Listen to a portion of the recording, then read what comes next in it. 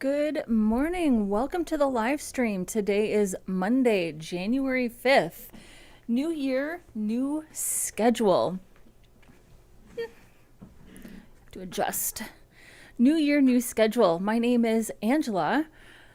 I'm a front-end developer and a software engineer in St. Paul, Minnesota. Welcome. I'm so happy you're here. Normally I stream on the weekends every Saturday and Sunday. I decided in 2026 we're going to start adding weekday streams. Right now we're on day 3 of a 5-day sprint. Not really making a big deal out of the fact that it's a sprint. I'm literally just going to show up 5 days in a row and get some work done. And so that's what we're doing. Beginning next week, it's going to be Saturday, Sunday, Tuesday, Thursday, and we'll see how it goes. Yeah, so that's that. We had a great weekend.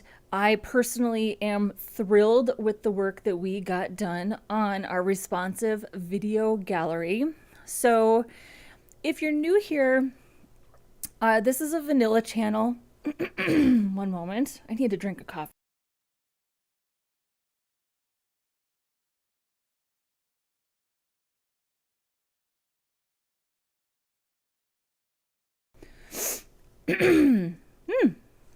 If you're new here, welcome. Do me a favor, hit the like button. Helps the algorithm, helps push this type of content out to more people who might be interested in front-end development. Listen, I had a comment last night on one of my streams, and it wasn't, in hindsight, this person may have caught me at a bad moment. I interpreted the comment as being like kind of confrontational, and it made me feel like I was on the defensive. I don't know if that's what their intent was, but the comment was along the lines of, I can't believe that you only do vanilla. This is not modern. You are not teaching people modern things. How could you say that this was easier or simpler? You couldn't possibly think that using vanilla in your own projects is easier than using Tailwind or React, blah, blah, blah, blah, blah, blah, blah, blah, blah. And I went on the defensive in this comment because I was just like, when have I ever said that?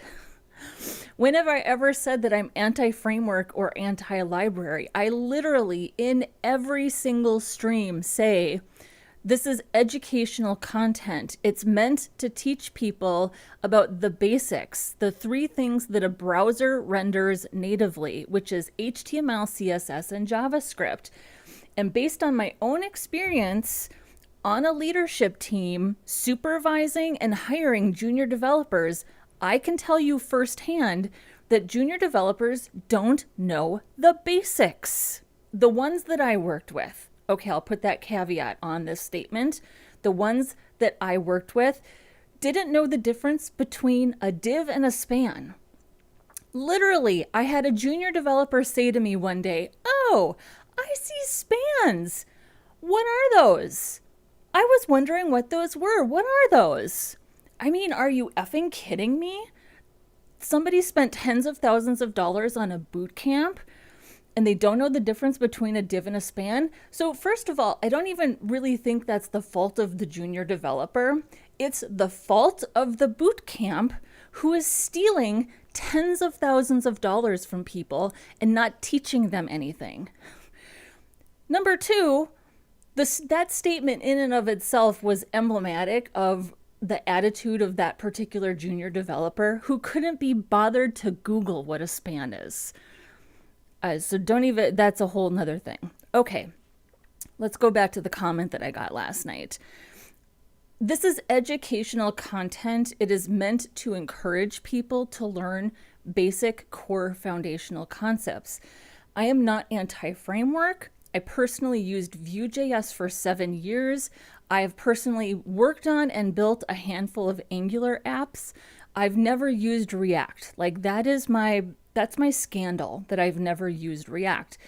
I've also never built a project from scratch using a CSS framework. So I've never built a project from scratch using Bootstrap, Foundation, or Tailwind. I have worked on many sites that had Bootstrap or Foundation.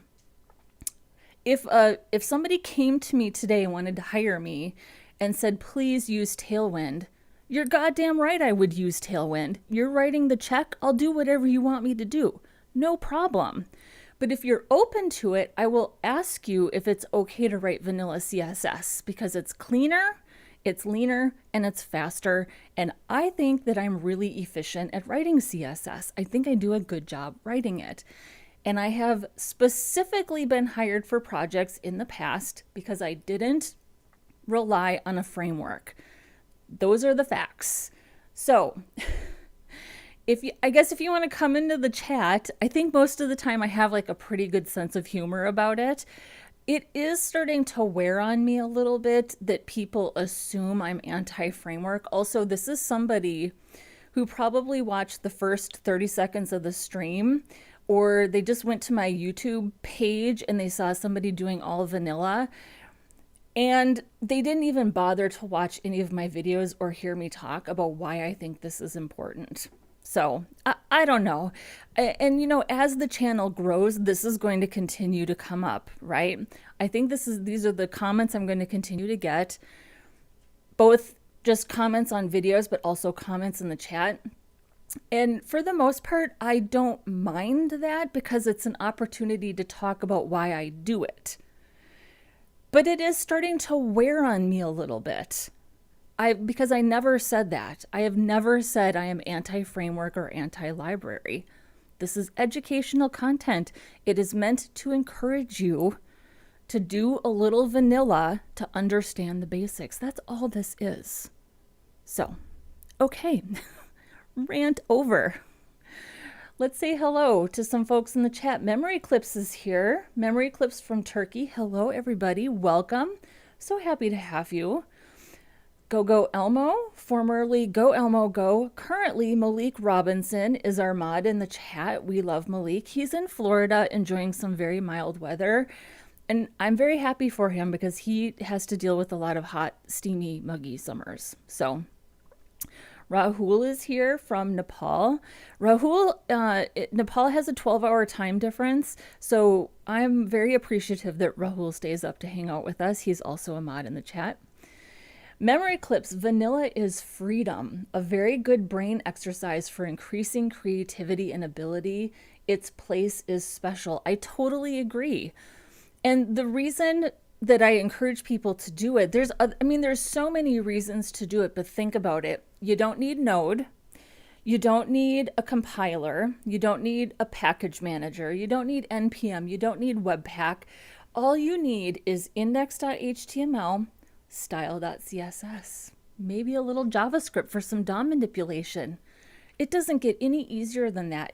And if you're a new developer, agonizing over what you should learn next, which framework should you use, which library should you use, which, I don't know, there's so many to choose from. It's absolutely overwhelming. I want you to just have some easy wins, especially if you're really truly interested in front-end development. Think of the easy wins of just having those two files, not worrying about package managers or compilers or Node, and just getting some easy wins, seeing some of your work in the browser. That's what I want for you, because you are going to spend hours of your life practicing, working on these things. I want you to enjoy it. I want you to enjoy it. And I want to give you some easy wins when you're starting out.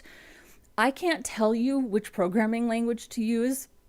I can't tell you which framework to use. There are too many.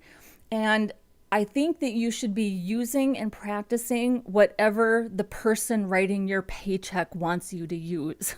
And I don't know what that is anymore. There's too many things to learn. I just want to give you some basic core foundational concepts to help you in your journey. That's all I want to do. So, Christian Codes is here. Good thing YouTube has a hide from channel option on comments and a timeout function in chat. Yeah, I'm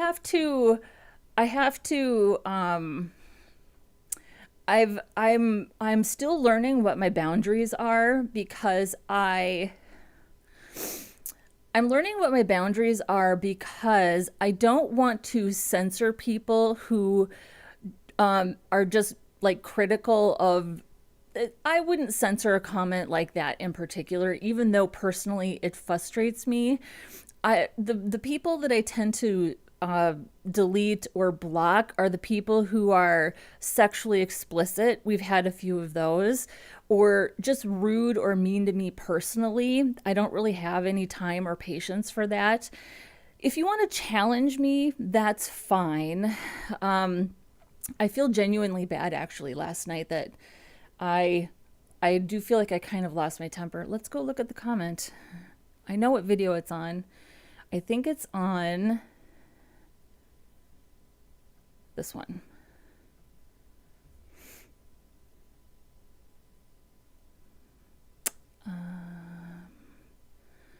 No, I don't think that was it. Hang on, let's just go back. We'll just look in the back end.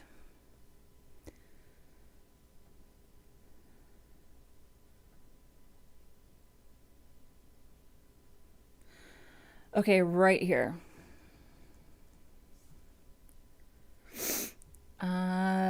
It says, honestly, I'm really surprised that you don't use any frameworks in your programming to build web applications.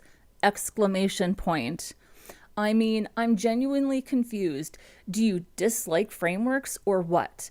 I believe frameworks are essential in the job market and they save us a huge amount of time and effort, like Bootstrap, Tailwind, CSS, React, and others. Exclamation point, exclamation point. Isn't it exhausting to write everything from scratch every single time for each company or workplace? Question mark, exclamation point for emphasis.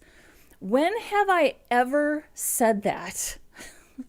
When have I ever said that? This is somebody who has literally never watched a video all the way through. I have never said that. I said, did you even watch my video? Of course not. Stop leaving these ridiculous comments if you can't even be bothered to watch.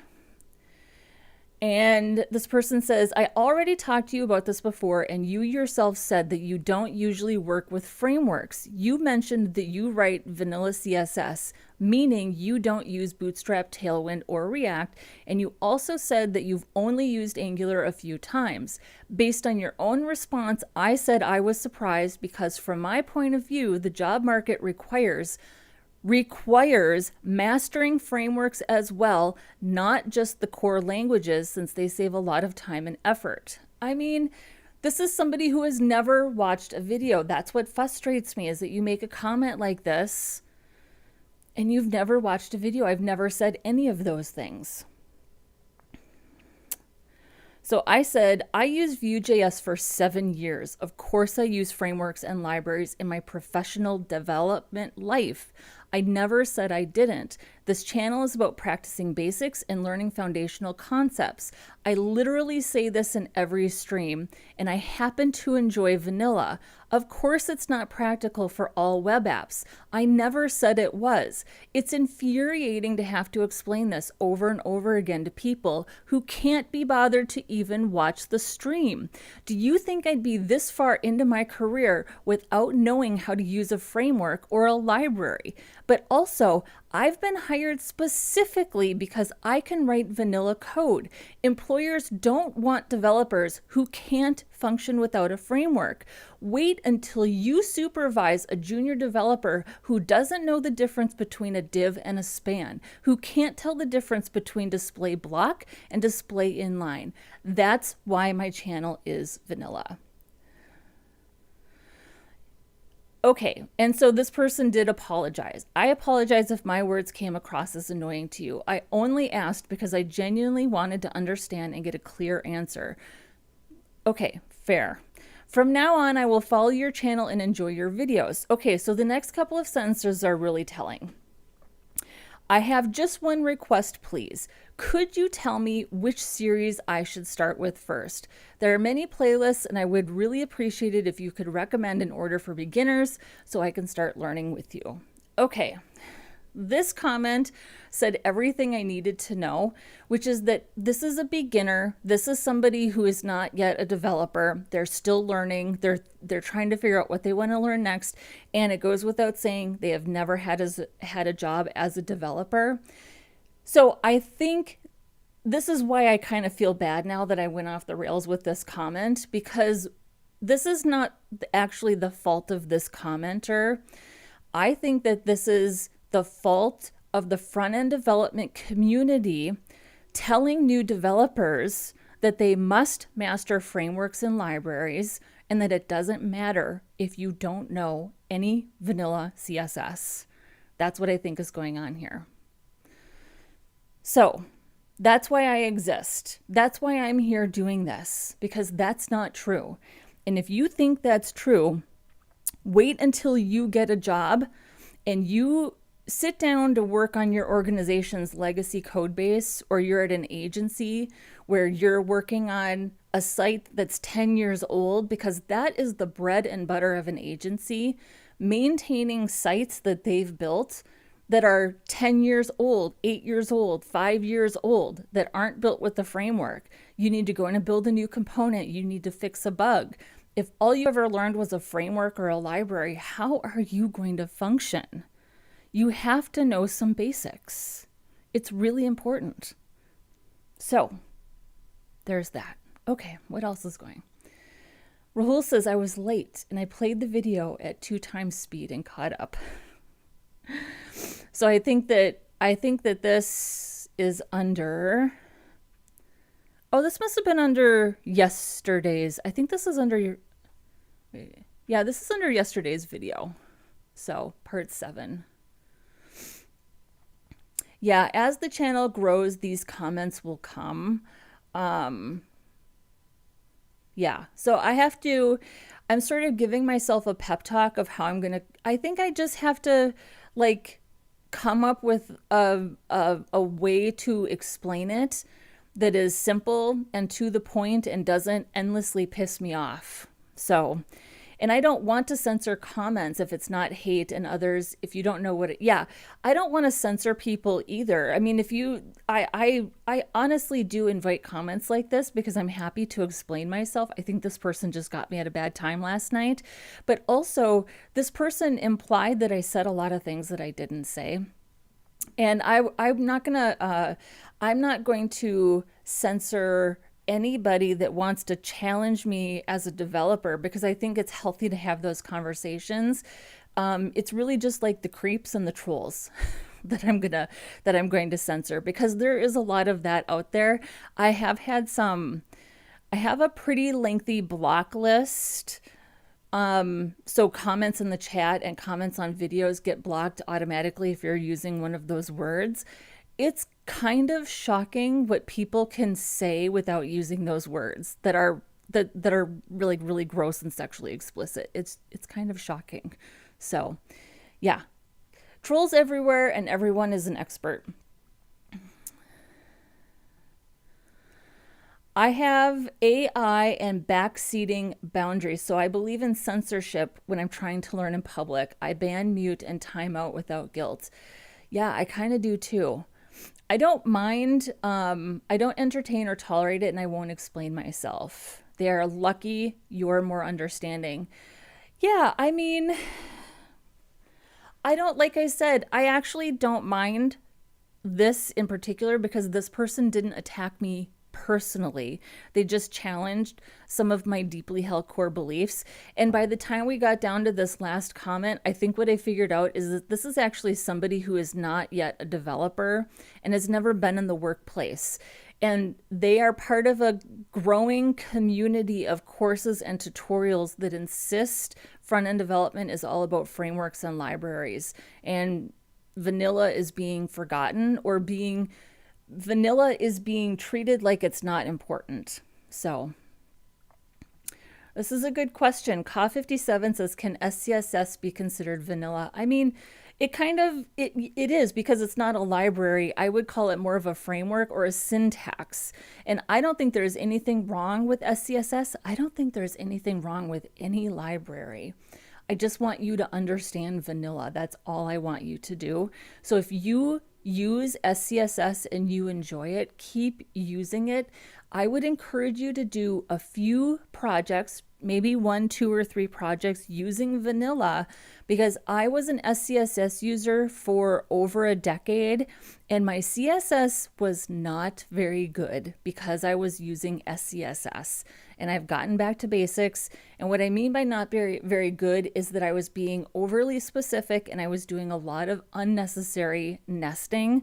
So vanilla kind of pulled me back into basics. That's why I encourage people to use vanilla. So, and this is a good comment too. They're probably struggling to find work and they are frustrated. I see what they are saying since they are speaking specifically from finding a job. Their comment could come off as aggressive. I was also in a cranky mood last night. So, but also this person said I said things that I didn't say. So, and Rahul says SCSS makes writing code faster. It basically compiles down to CSS. To work with SCSS, you'll need a good understanding of CSS, then SCSS. I totally agree. Oh, this is terrible. Christian Code says, I had a few people under my comments who on every video would tell me to give up and I would fail. That's terrible. I've not experienced that. I'm so sorry, but I'm glad that you unapologetically block, mute, and move on. Here's the thing. I watched Christian Code's live stream last night, part of it, and I hung out in the chat. And Christian, you were talking about, am I ready to start applying for jobs? Am I looking for a job? And I'm going to tell you again now what I told you last night, which is 100% yes. If I had a junior developer with your skills, your resume come across my desk, I think you would be an excellent candidate. Here's what's so great about the fact that you started a YouTube channel and you're basically coding in public. You are showing people what you're like to work with. You are showing people how to show up and how to think through and solve problems. I think that you are more than ready to look for a job. In my opinion, just based on what I've seen, you should absolutely be applying. Same with Malik. Malik is doing such good work. He listens, he thinks critically, he's a good problem solver. Both it's going to be tough. It's rough out there right now. It's a numbers game, but I think you will both make excellent junior developers and have bright careers. I wouldn't say that if I didn't believe that. And Malik says, but I don't think they meant it as that. They were just too passionate. Yeah. I don't think that they meant it. They were very I was like, Angela, stop arguing with this person in the comments. By the time they came back and they were like, I'm sorry, I didn't mean to upset you. I was like, okay, Angela, back off. This is clearly somebody who is not yet a developer and who has a community of people telling them that you must master frameworks and libraries. And then they come across my channel and they're like, but wait a second. Everybody else says that I must master these things. And you're saying that I don't have to. No, I'm not saying that. I'm saying that you need to also understand some vanilla. That's all I'm saying. Yeah, they don't know the importance of basics and is looking to sound smart. Oh yeah, there's that too. So I'm a little worked up, but that's okay. We get the blood pumping first thing in the morning. I have to tell you, I was really excited this morning when I woke up. We had some technical difficulties yesterday, but I thought yesterday just went absolutely swimmingly. Even though I kind of suffered, it was a little bit of a JavaScript struggle. It went great.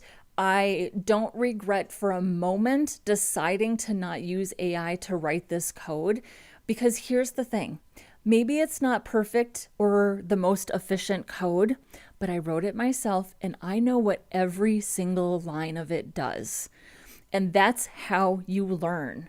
This is how you learn. You struggle through. Maybe you make some mistakes. Maybe the code's not perfect, but you understand every single line. You understand everything that's going on. And that feeling never gets old. It always feels so good to struggle through it and come through on the other end and see everything working. So I just felt great yesterday. And we don't have that much more to do, but I do want to talk about the gallery itself. So clearly I have replaced some videos here. 13 years ago, was it 13 years ago or 12 years ago? It was 12 years ago when I built this. I didn't have my own content, so I put in a bunch of videos from the Turkish composer that I really, really like. His name is Fazıl Say. And I was thinking this morning, I don't need to put somebody else's videos in. I can put my videos in. I have videos now. So that's what I did. And I'm glad that I did this because this gives us a really good... This is why putting in actual data is so important, because you see where your design holds up. And I think there are clearly some places here where we have to adjust this design. First of all, you can barely see these play buttons. So I think that the default state needs to be this. And we need to have a different hover state because this to me is not accessible at all. So we're going to fix that. Also, these titles look terrible.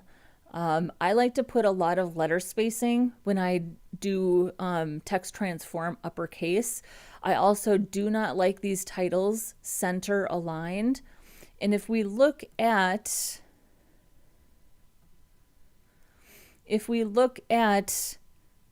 this as an example, everything is left justified.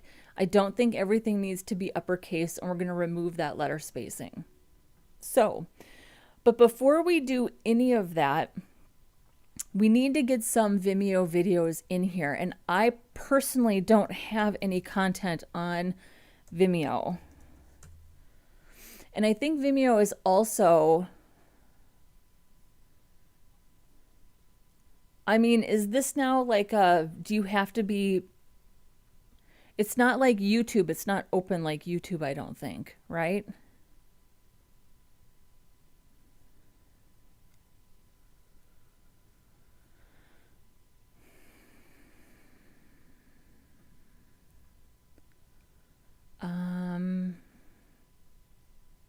Can I sign? I know I have a login. Let me see if I can log in.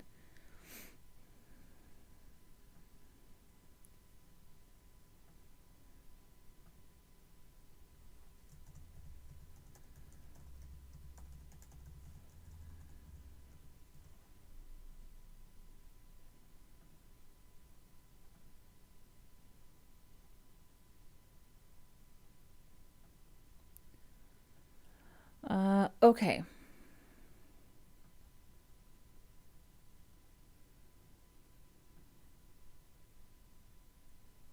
So,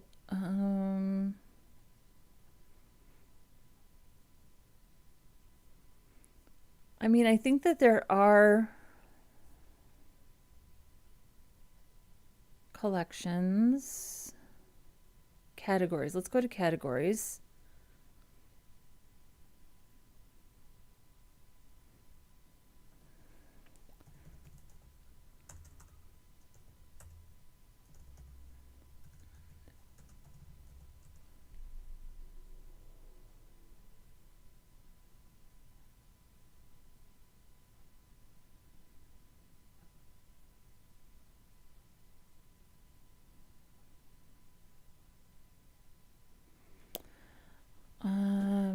Maybe I should I just upload some of my own content to Vimeo just for the sake of being able to include it? Because I do want this gallery to support Vimeo, and it will be, the work is done. All we need are the Vimeo iframe attributes. That's literally all that we need to include it. Everything else is done. And I would really like for this open source app to include this other platform. Kind of wondering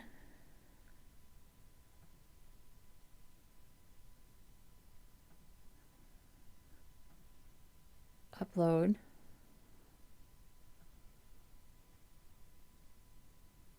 Okay, so you know what we're going to do? Here's what we're going to do. I don't think I'm going to do this now.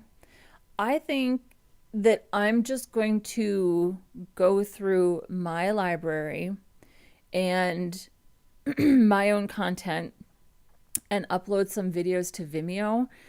And let's do this tomorrow because I'm going to be here Tuesday and Wednesday also. So let's finish Vimeo tomorrow, and I will add some of my own content to Vimeo tonight. In the meantime, let's just work on QA and some styling today. I also had another idea. Let's see what the chat has to say. Did you change the JSON file to include your videos instead of the old video data? Before hopping on, I forked the repo and dynamically added all the articles using the JSON file. I did not change the JSON file. I just did this morning. I can definitely do that though. Let me do that. So if I'm going to add content to Vimeo, I will do that this afternoon, and I will update the JSON file by the end of the day today and make sure that that gets all pushed up to the repo. How does that sound? This is sort of an evolving process here. So, but thank you for bringing that up. I will do that. Good. This is a good question. Did you find out why the video was not playing? Was it because it was old, or was it a course type issue? I did not figure out why the videos weren't playing locally. I'm assuming that it's a CORS issue, but I don't know. I don't think it's a restriction by the channel owner because everything is working once it's deployed, so CORS makes sense to me. This is why I decided to switch over to my own content, not because of the CORS issue, but because if I use content from a different channel, I have no control over whether the owner of that channel ultimately decides to restrict their content being used outside of YouTube in an iframe, right? And I thought if I use my own content, even if it is a CORS issue, I at least know that I have control over whether or not that content is allowed to be used outside of YouTube. Does that make sense?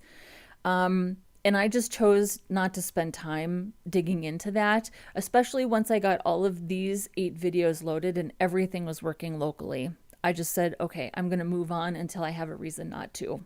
So, okay, and actually, let's look at our QA list.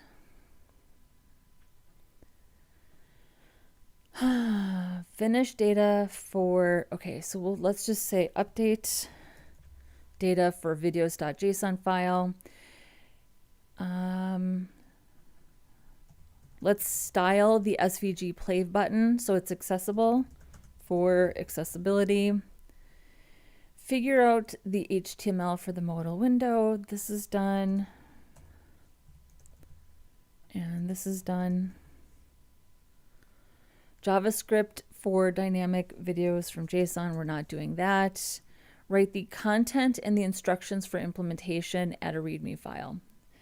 Yeah, we still need to do that. So let's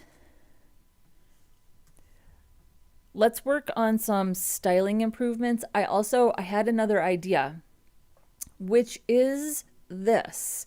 I had an idea to add a toggle for light mode and dark mode. What do we think? I've never done that before. I think it sounds fun. To me, it sounds very straightforward to build the toggle. Just do a click event where we add dark or light as a class on the body, and then we write a little CSS. I feel like that sounds straightforward. So tell me what you think. I think that might be fun. So let's go ahead and work on some of these styles. I also had another idea. I had a comment, I think on Saturday, somebody thought that the thumbnail should be larger and the gallery overall should be wider. This is a 1200 pixel container. I was actually thinking, let's expand this to 1600 and make it a little bit wider. And we also have 2 rems of gap.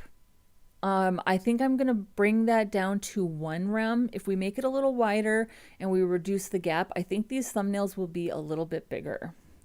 Here's 100%. Now I have a 27-inch monitor, so it looks pretty small. So let's just adjust this and make it a little bit bigger. Let's see, here's our CSS.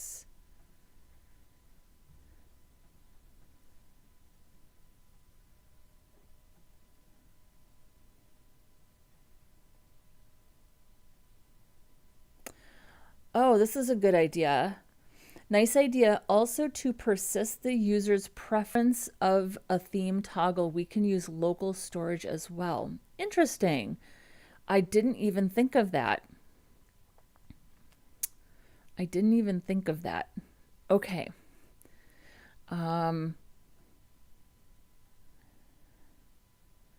I think that we should do it. I think we should do a light dark, because once I get the Vimeo data, adding that as an option is going to be a breeze. All the work is done for that. And once we get through some QA, I feel like we have time in the next few days, and I'm not ready to, I know what I want to start working on for the next project, but I don't have it ready yet. So let's just keep doing some fun stuff, right? And I think a light dark toggle would be a great idea. So, okay, so here is our wrap. So if we're going to change this to 1600 pixels,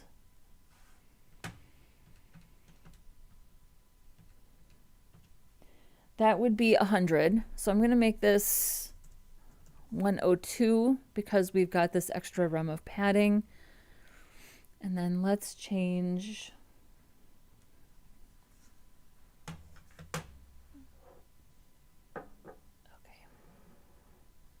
Let's change the gap on the grid, which is right here. Yeah, that already looks I like that a lot better. Let's make it so these buttons are white with the blue arrow, and then I think the hover should invert. So it's a blue background and a white play button.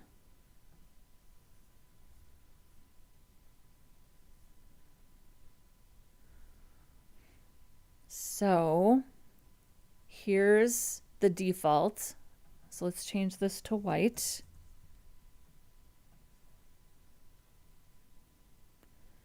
And then here's the play button. We'll change this to navy. And then on hover, this can be navy, and this can be white. Yeah, I think that's a lot better. And then we still have that nice white border on hover.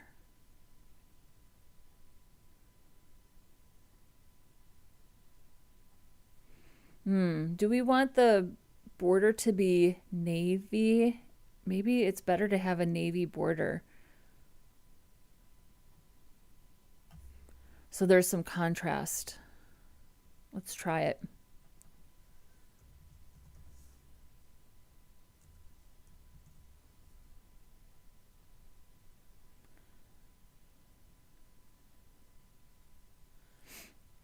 And Ka57 says, don't you think instead of replacing the SVG with a play button, use a YouTube logo SVG, and then you can remove the text YouTube under the video?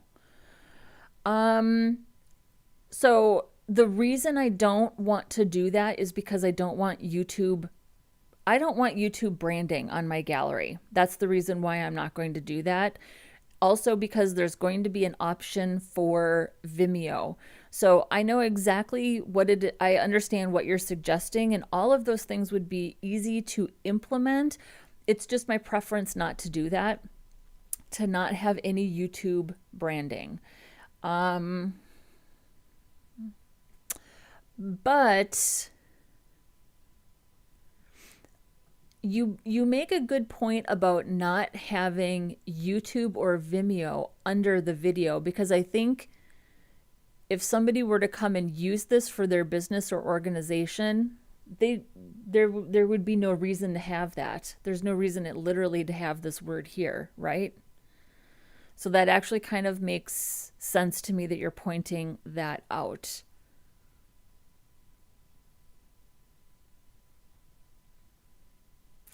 And we've already got an attribute that says what the type is, right? So we're not relying on this. That's actually a really good point. Yeah. There's no real reason to have that.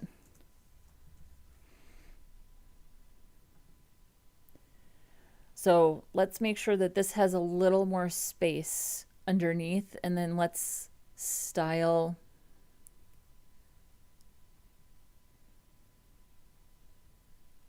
these titles. There's no real reason to have YouTube or Vimeo, because if somebody came along and actually used this for their business or their project, they probably wouldn't want that, right?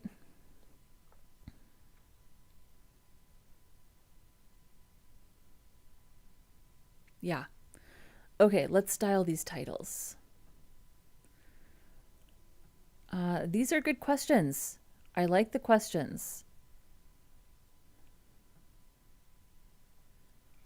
So here's our video title.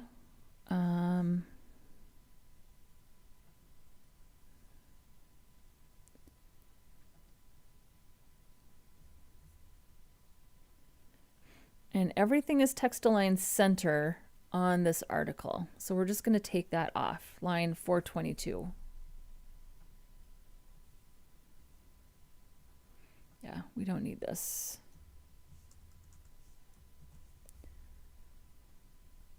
And then we're just going to style the video title. So line 467.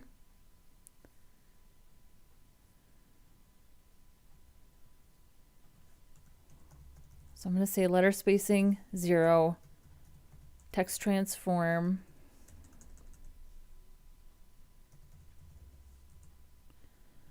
none. And I think it needs to be a little lighter. We have the font weight set to 500. I like that. And it needs a little more line height. So my default line height is 1.65. I always change it to 1.25 on headings. And that does seem a little juicy. Let's try 1.5. Yeah, I think that's a little better. And I don't think we need all of this margin beneath the image, but I think we need a fair amount more margin beneath the article itself. So this is line 422.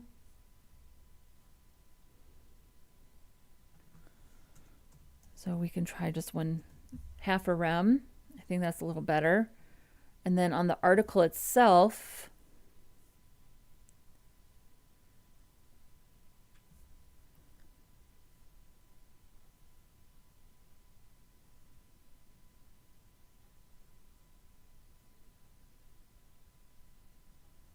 go right here.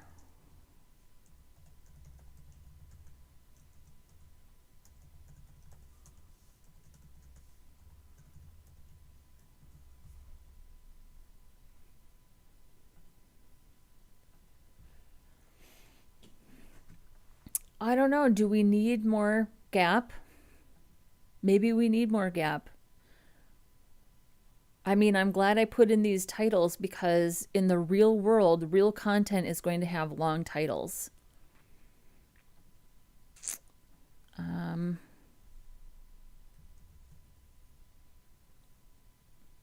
Let's just check and see. Yeah, I think that's probably going to be better. Well, we made it wider, which made the thumbnails a bit bigger.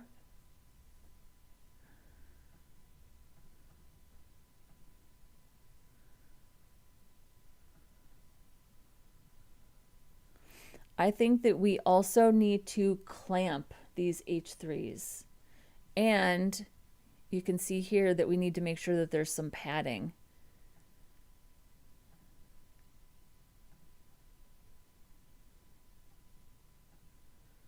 So our grid has padding. Probably our sections should have padding, not the wrap. Yeah.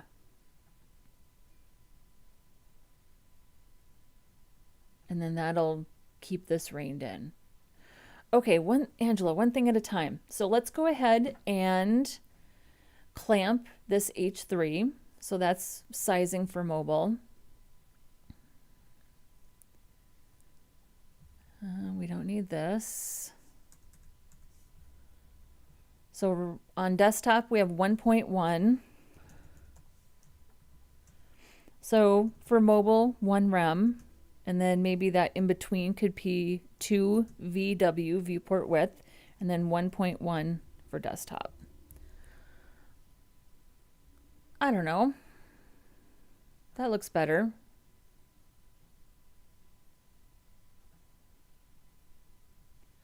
Oh, it didn't even, it just went from 1.1 to 1 rem. So what would we need this to be? Probably bigger or smaller?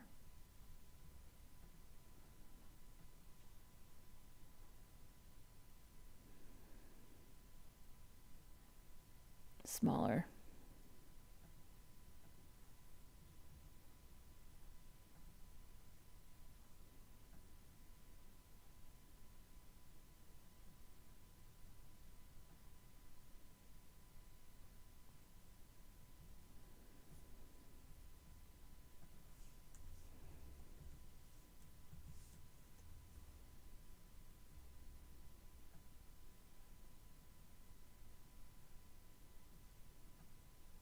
There we go. That works for me. I mean, it's not that much, but there's still a transition. So I'm fine with that. This is already looking better. Already looking better.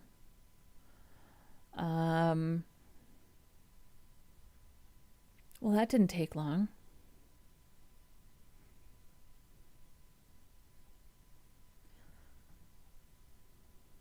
I think that on hover, we need a white border.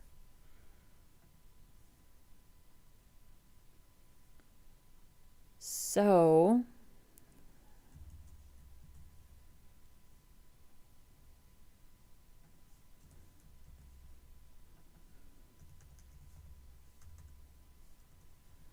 and then we have to include that here. So we'll say border 300 milliseconds, ease in out. There we go.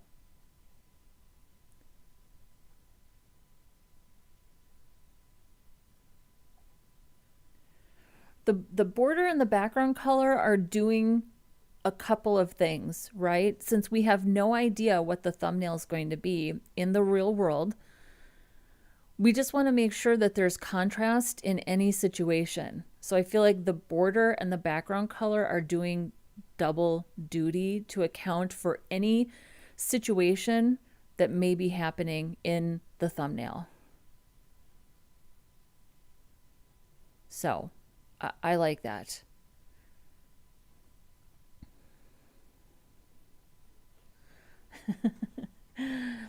Entertainment is here. Hello, I'm present in today's session. Well, welcome, Entertainment. Yes, for anybody who would like to have their messages read out loud to the class, put them in the chat and I will do so. I will do so accordingly. Okay, I like how this is looking.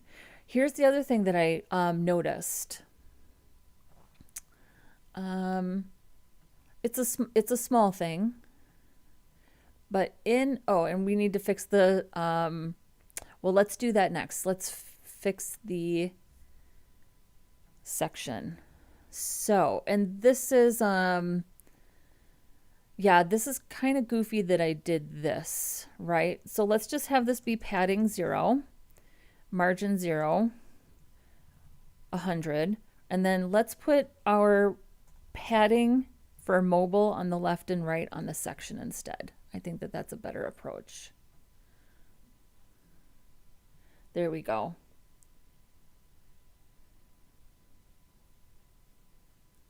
So realistically, I like to support things up to 320. I think in the real world, if you're supporting things up to about 375, you'll be just fine. Shoot for 320 though. The window is not going to collapse into nothing. That's just not how it works. But if you can support your mobile design up to about 320, I think you'll be in good shape. So here's the other thing that I wanted to do, which I normally do, but I think I just forgot on this. So let's look at our, first of all, let's look at our mobile drawer.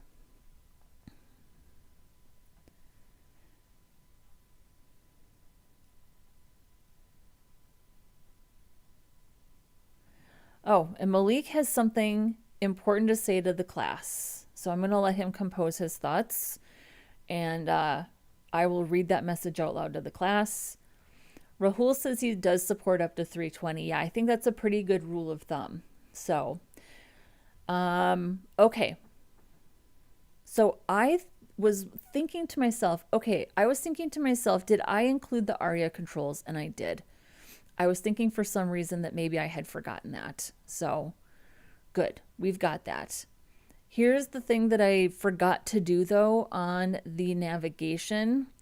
I always set a fixed width for the drawer, usually 300 pixels, and I forgot to add a max width. Well, first let's see what happens without it.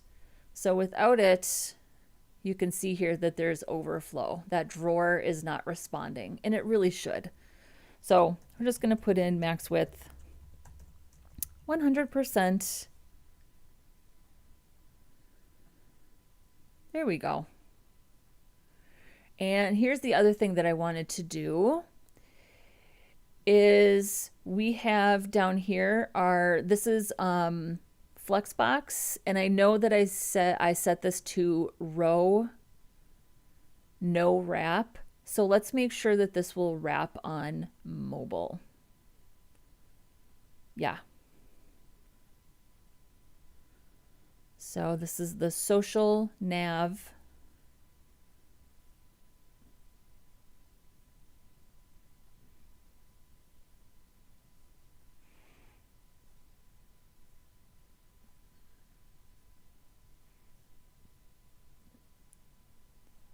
See where our media query is here. Social nav.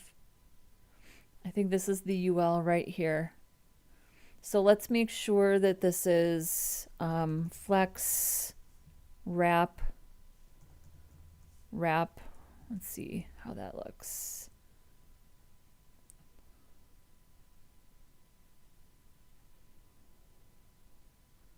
Yeah, that works. That's just fine. And then what's happening down here to our copyright? This probably, can this not wrap?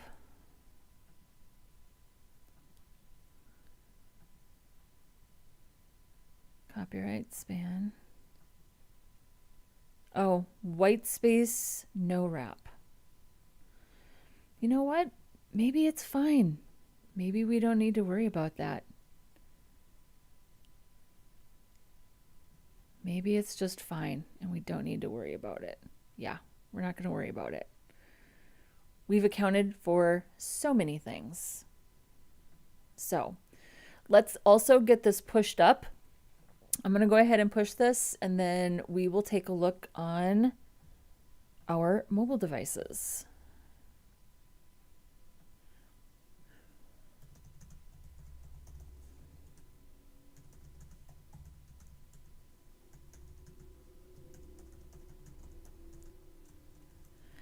New videos for gallery, QA, and CSS improvements.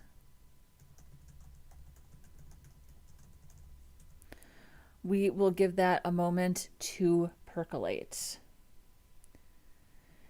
And Go Elmo Go says, keep up the good work. You're doing great, all of you. Was that your message for the class? I'll take it. Yes, and Rahul is asking if Malik has any new project links they want to share. We are curious about that one project which had the images. Foods, I think. Yes, pastry. This is Malik's project, is called Pastry. He also taught himself deployment. He followed my deployment tutorial and used a URL. I'm so proud of him for doing that. And Malik says, I'm still working on the ocean clone I am doing. I took some time off cooking because I got the flu again, and I think you're talking about pastry. I finished what I wanted to on it. I put it on the back burner so I can learn React. Yes, he's working on so at the beginning of 2025, I built this set of mockups that I had called the Ocean, and Malik also bought these mockups, and he is rebuilding this site using React, which I mean, so impressive. Malik, you are going to be an outstanding junior developer because, first of all, you listen to everything, and this is not a requirement. This is not a requirement, but you listen to everything that I say. And I appreciate that so much because I just want the best for you. So when I tell you start to understand deployment, you go out and do it.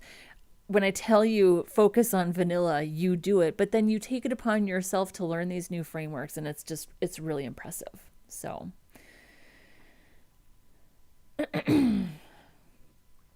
yeah, he included all of us. He included all of us here.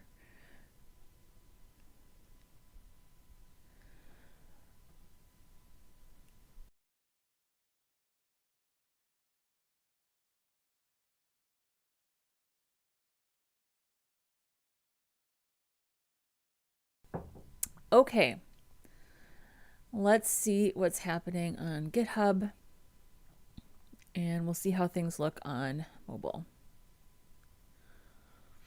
And then we have about an hour left to go, so let's work on, let's start working on a light dark toggle.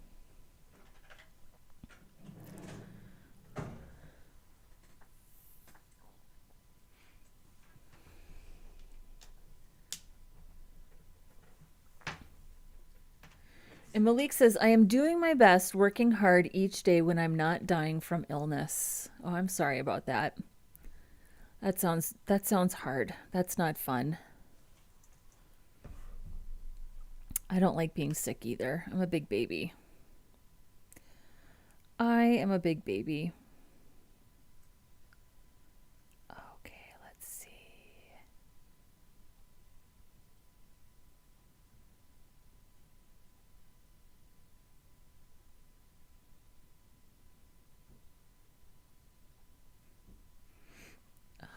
Let's see here.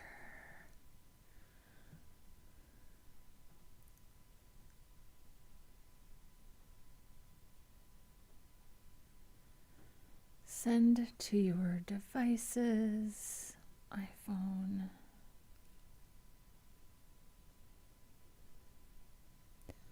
All right.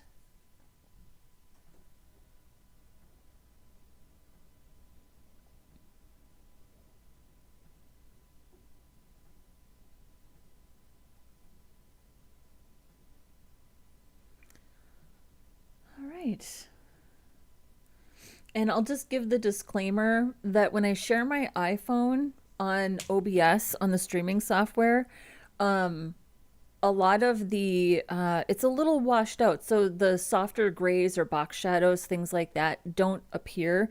So I'll put this link in the chat. So if you would like to check on your own mobile device, you can.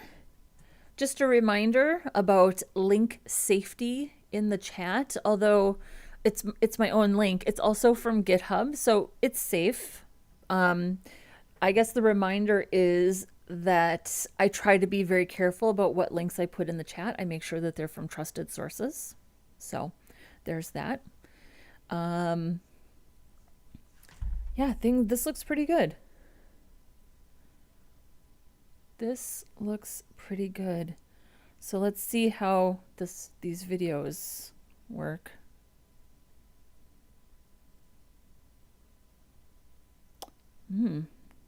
Nothing's happening.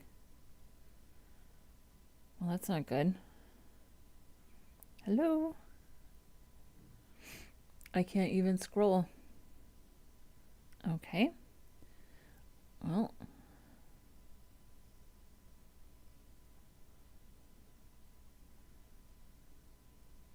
Okay.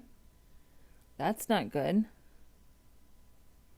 Let's see if we can refresh.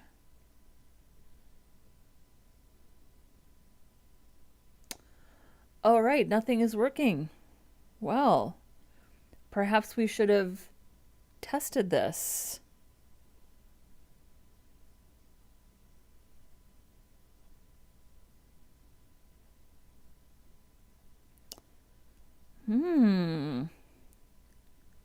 That doesn't seem good to me. Okay. Should we... Let's ask ChatGPT about this. Actually, first, let's check the dialog element on MDM. Is there does this not work on iOS? So I'm on iOS Chrome. It says it works. It's worked since Chrome 37, August 26, 2014.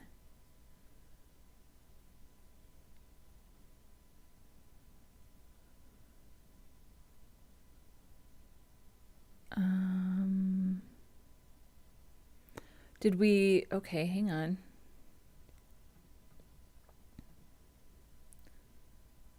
So what happens if we just try to open a video here? It works.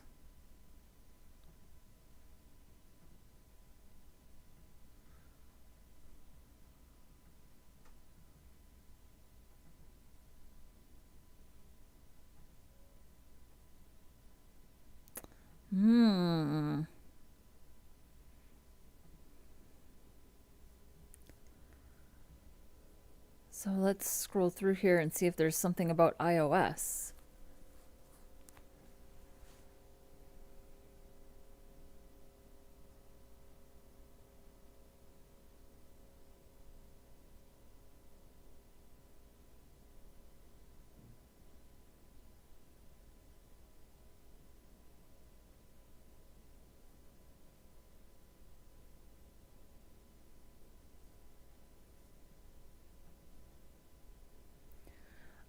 Okay, I would like to see if this works on iOS. Oh, and GoGo Elmo says it works for me. Rahul says works on my Android Chrome as well. I think the close button could be smaller or in a different place. It kind of overshadows the video since it is larger than the video. So I can't make the close button smaller. It has to be 48 pixels by 48 pixels to be an accessible tap target, but we can move it. We can for sure move it. And Malik says, and since the modal dialog is in a set spot when you click on a video that is lower down, it scrolls to the back to the top of the page. Okay. I would like to be able to see it. I can't see it. So, let's see here. Here's what I want to do. I'm going to send this page on MDN to my phone and see if modal works. Modal works here.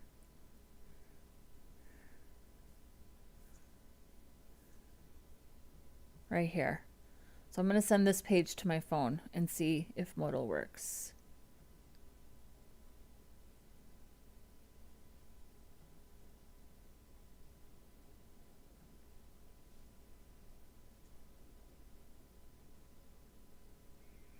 Okay, let's go back here.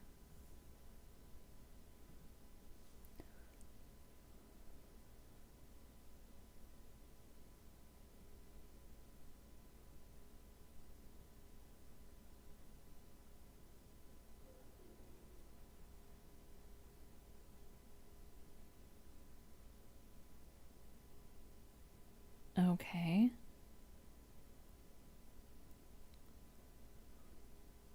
So it works. Malik, are you on iOS or are you on Android?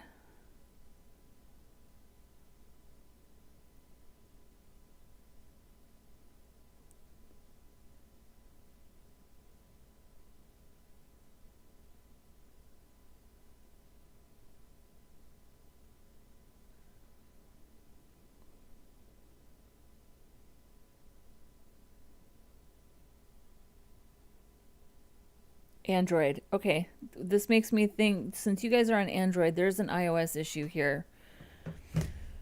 All right, let's ask the master.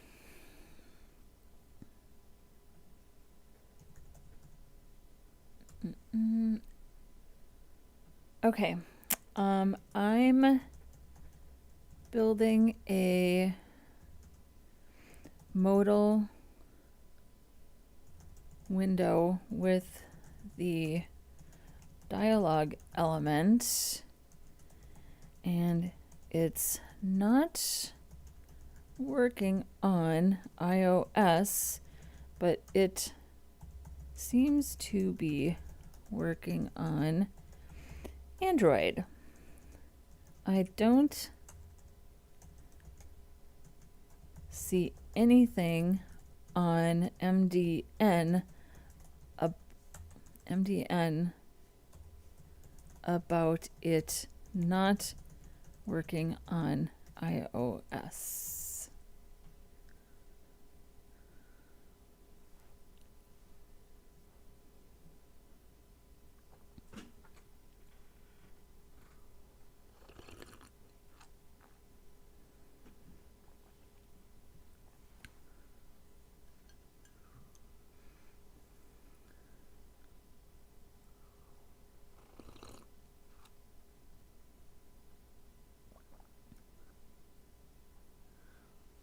Okay, well I'm on iOS Chrome. We can check Safari.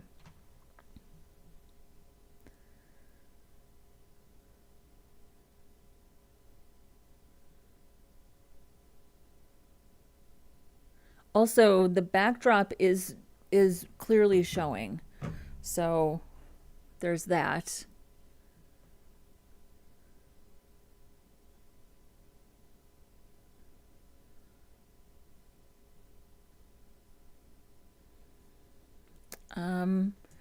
Okay. For context, I'm using iOS Chrome, and the backdrop is showing, but the modal window is not.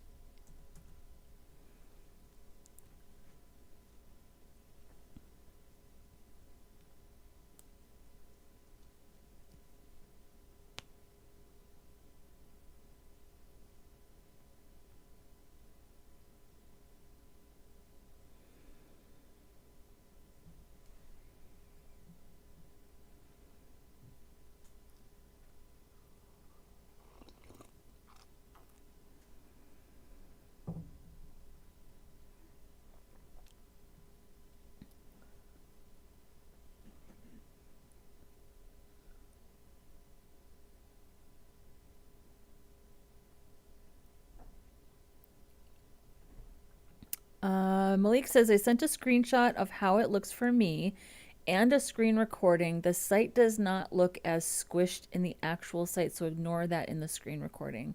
Did you send it to my email? You might have sent it to my email. Let me check.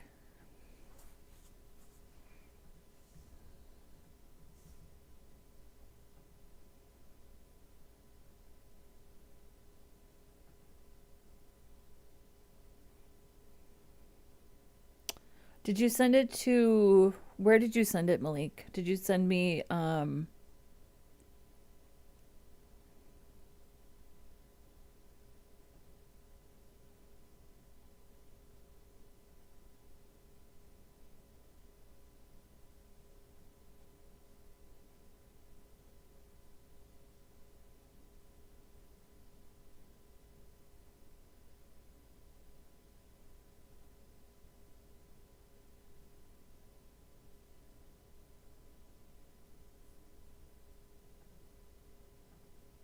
Instagram? Okay.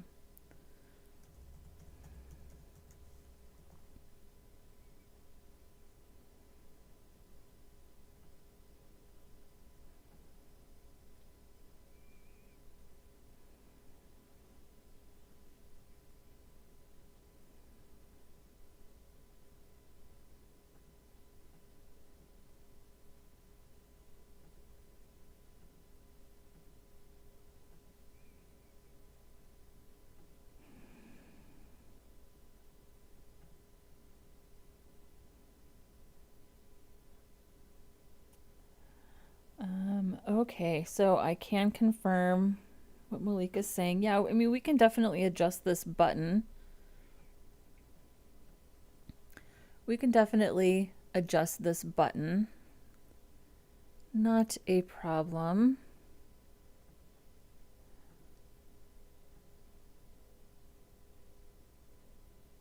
Yeah, there's a little video. Okay.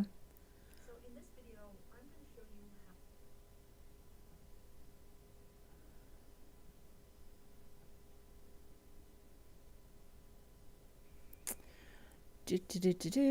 Okay, let's see what. You know what else? Let me check.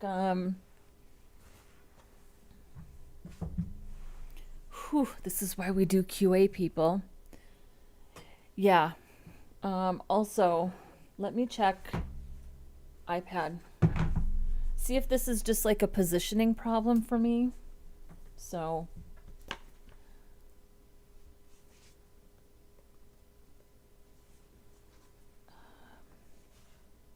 I also have another browser on iPad. So let's see here.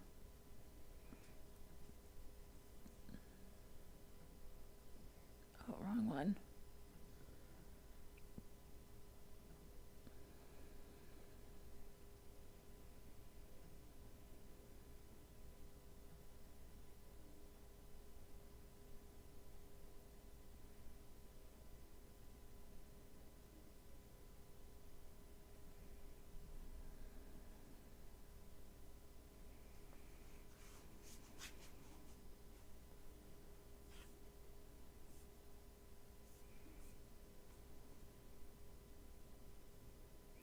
It works on iPad. Hang on, let me plug this in. Let me show you.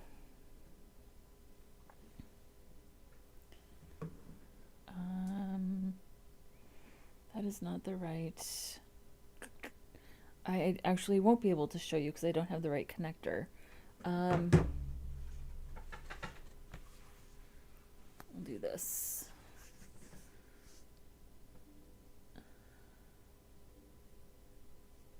So it does work on iPad. Isn't iPad iOS, right? So this makes me think.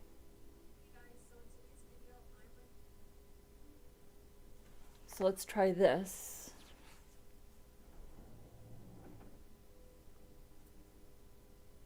Yep, that works in that orientation. In this project, I'm cloning the layout. Okay. Isn't iOS isn't iOS the same on iPhone and iPad?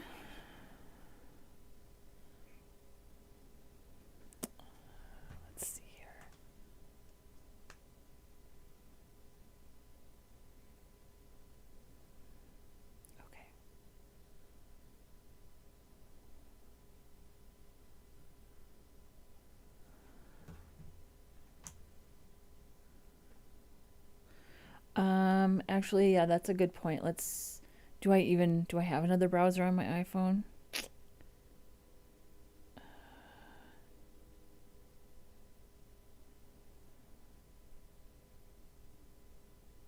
Do I have Safari?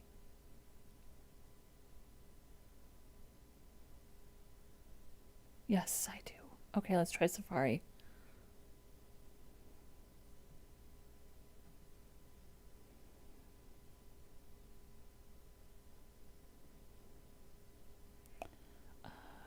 Okay, hang on, this is gonna.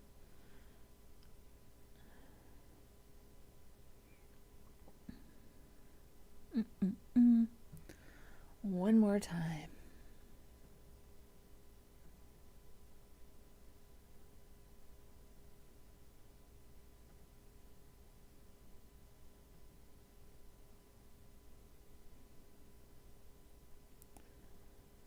Okay.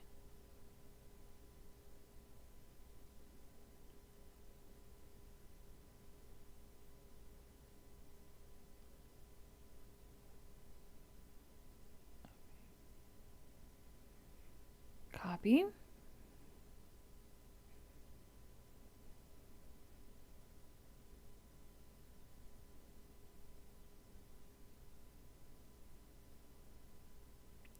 Okay. It's a little friction. Okay, so here's Safari.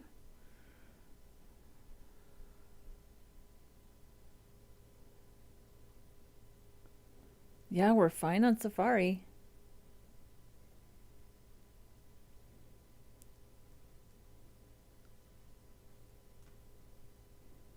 Oh, I can't hear anything.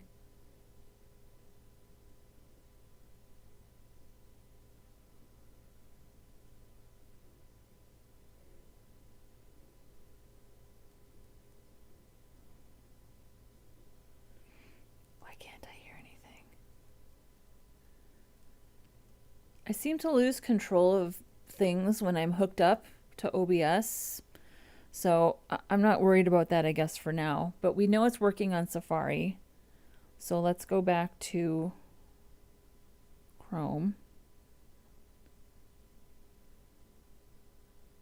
Okay, were we just not deployed? Maybe we just weren't deployed all the way on Chrome. Was this a caching issue? Was this caching? We just didn't have a clean copy. I think that's what this was. Also, why can't I control my volume? This is annoying. Okay, hang on one second here. There we go. I can't control my volume when it's plugged in. So let me just...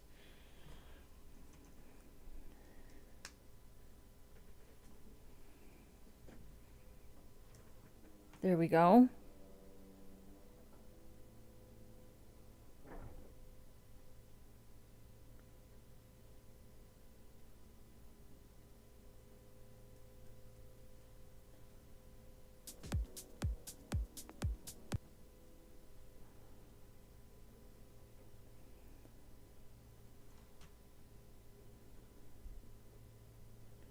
Why can't... Oh, here, it's muted.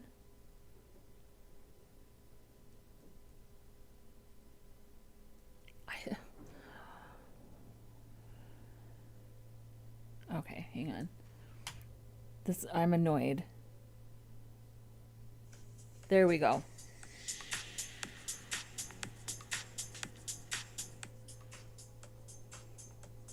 Okay, so that's legitimately free music from Creator Mix, so I'm not worried about that. And it's one of my videos, and I'm not going to copyright strike myself. So, the volume, some of the controls over volume are very weird when I'm plugged into OBS, but it's working.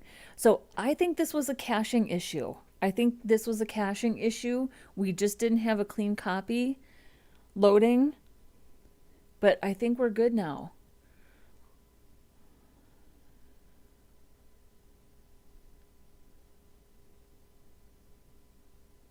No, that's not... Uh-oh.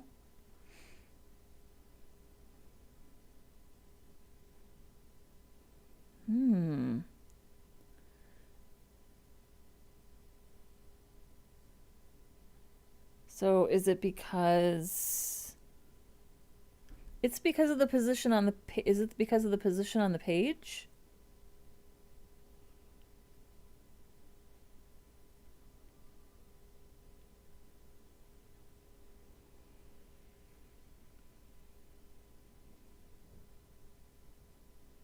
So that's okay. Yeah, it's the position on the page. That's why.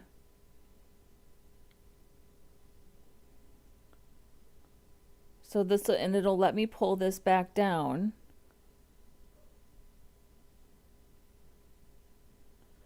But if I go to another video down here, yeah, it's the position. Yeah.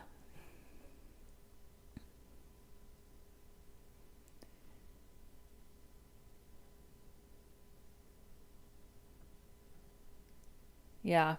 Listen, I know how to use things that work, not things that don't work. Don't ask me to solve these hardware problems.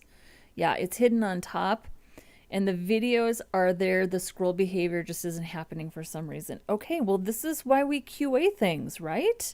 This is why we do QA and we check to see what is happening. So let's, first of all, I would like to see, so let's do this. Can we duplicate this in?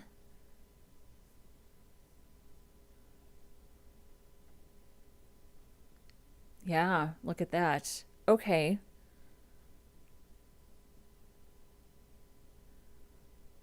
Interesting.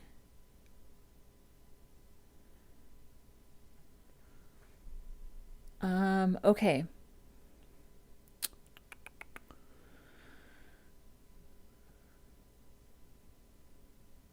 Okay, let's go back to this. I'm gonna close some of these.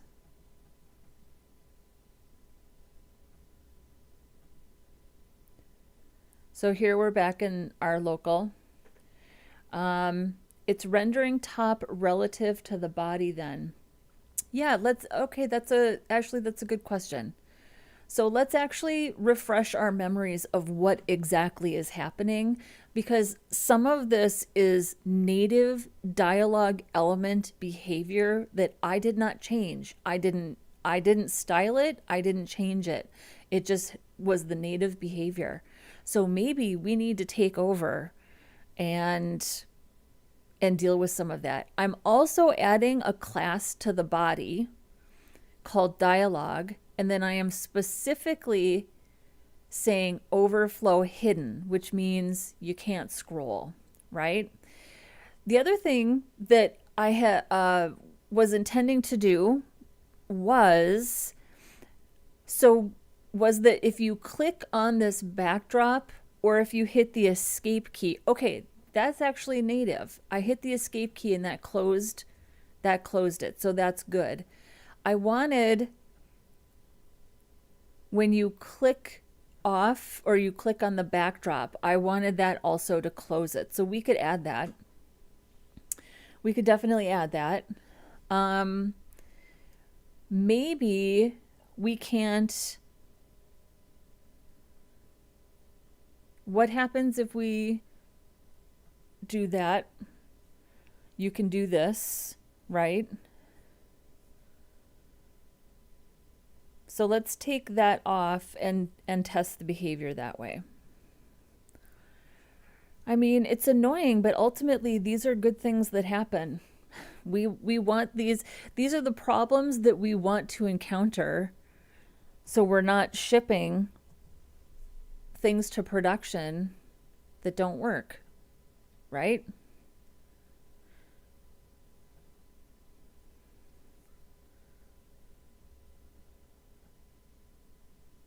So that's still happening. So that's native behavior.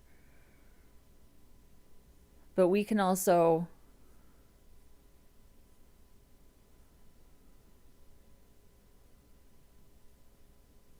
but at least now we can scroll. Okay, so what is the native behavior? So if this dialog is open,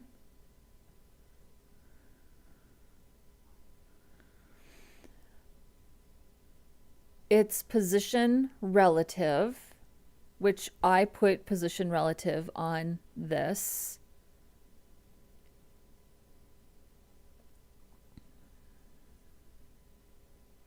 Overlay auto, display block. Okay, so it was position fixed by default. I changed it to position relative in order to style this button. That's why I did that. So I wonder if changing it from fixed to relative did that. Because we actually don't need it to be relative. We can leave it as fixed. I didn't even look and I didn't even think about it. So if we take off relative, fixed will act like relative. So you can absolutely position something relative to a fixed parent. That still works. There. That was the problem. So we just need to remove position relative. I think we can keep overflow hidden. I think we can still do this because I don't want the page to scroll, but we need this to remain fixed. Look at us solving problems, doing QA, digging into the user agent style sheets. Why wouldn't you love this? Why wouldn't you want to know how to do this? It's a rhetorical question, but I'm asking, why wouldn't you want to know how to do this? Okay, so let's make sure that there is a click event on the backdrop. So basically, we're going to do another one of these.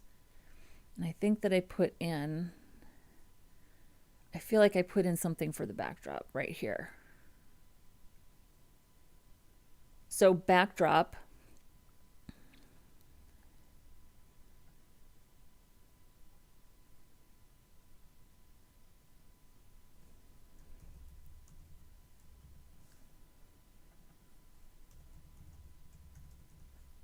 Might not be the most efficient or perfect way to handle this, but I think it's going to do what I want it to do, right?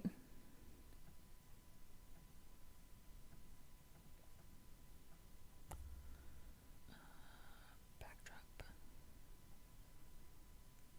Dialog modal, backdrop.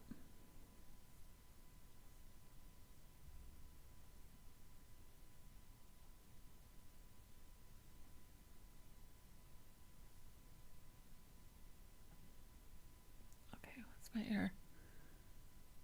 Cannot read properties of null. Okay. Do I have to?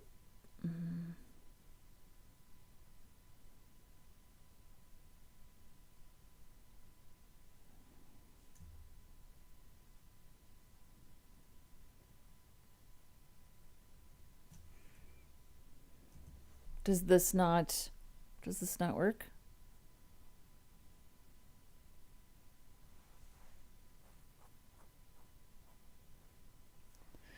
Yeah, I was just starting to think the same thing. I don't think we can select pseudo elements using JavaScript. Why not? Why?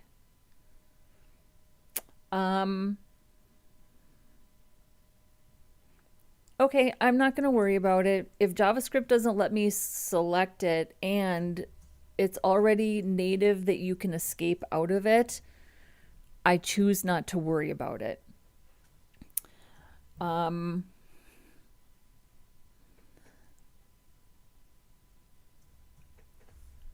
I'm going to ask ChatGPT about it though. Okay. Problem solved. It was a CSS issue and now it's fixed. Can I select backdrop with JavaScript so when I click on the backdrop, it closes the dialog. Short answer, no. You can't select backdrop with JavaScript, and that's by design. Why this doesn't work. Backdrop is a pseudo element, not a real DOM node. Just like before or after, it can be styled with CSS. It cannot be queried, selected, or have event listeners attached in JavaScript. So this will never work. Well, why not? I feel like it should. The good news, you don't need to. The dialog element already gives you a clean, spec-approved way to close on backdrop click. When a modal dialog is open via show modal, clicking the backdrop fires a click event on the dialog itself, not the backdrop.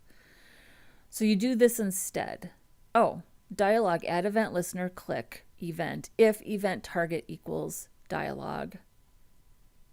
Oh, okay.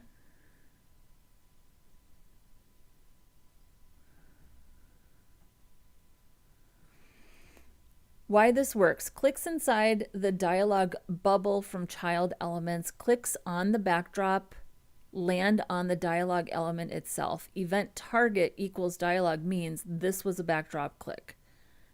This pattern works across Chrome, Android, and iOS Safari.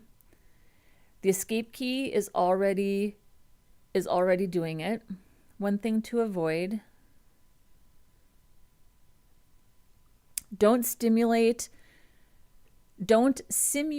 backdrop clicks with overlays or pointer hacks unless you have to. So we're not gonna simulate anything.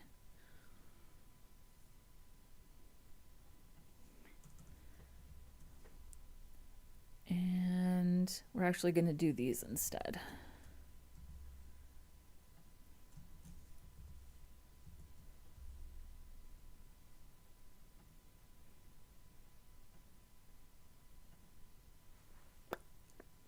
Thumbs up.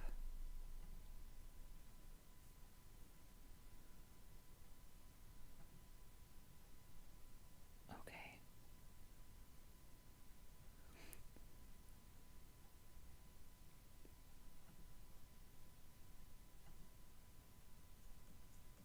I don't think so. Nope. Because we're clicking on the iframe.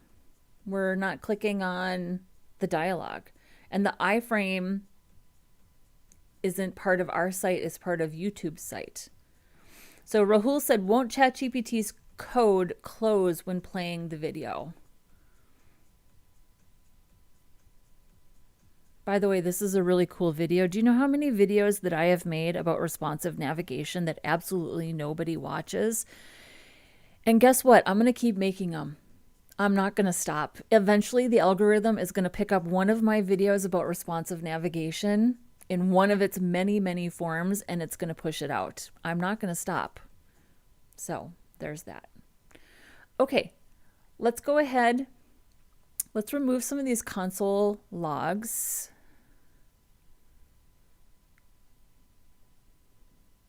Just going to comment this out.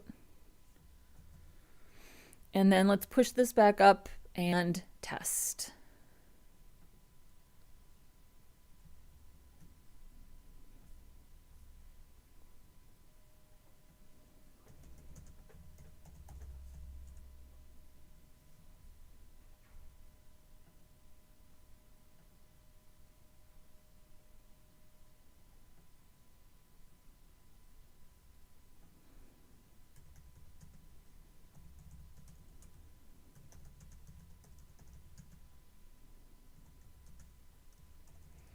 Oh, and Rahul has a far more elegant explanation for why there was an event target equals dialog.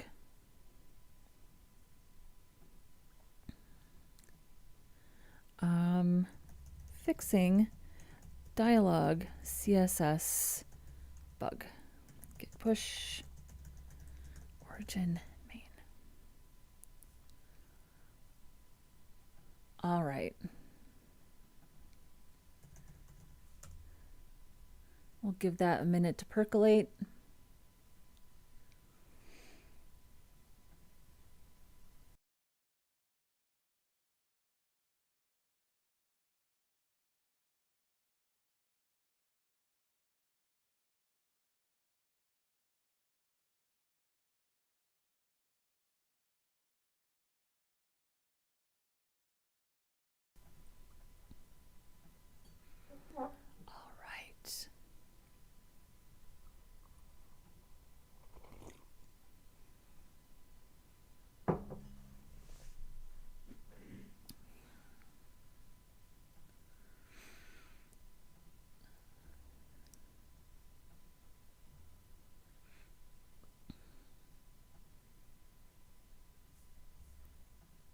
I think we have deployed.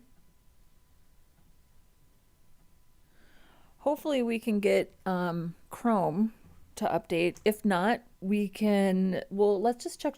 We'll check Safari first because we don't seem to have the same problems on Safari.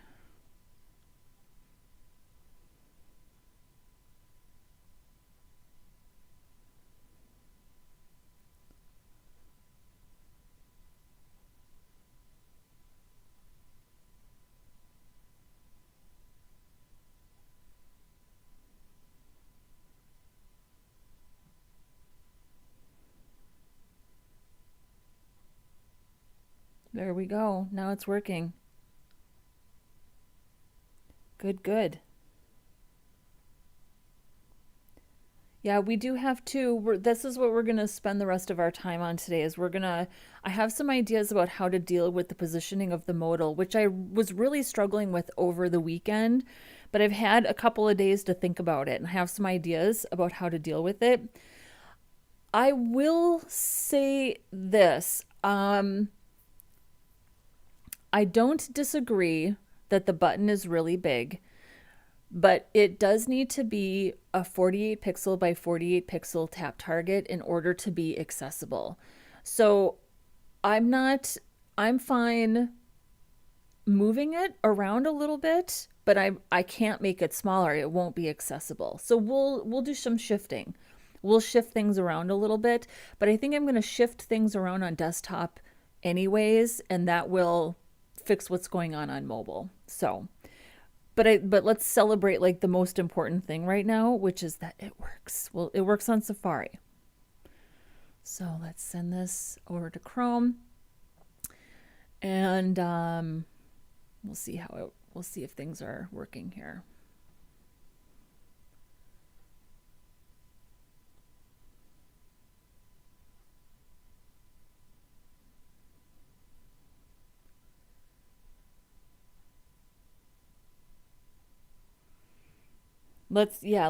So Malik is asking, could the video be larger? Staying that size is understandable for the button. So let's play with it.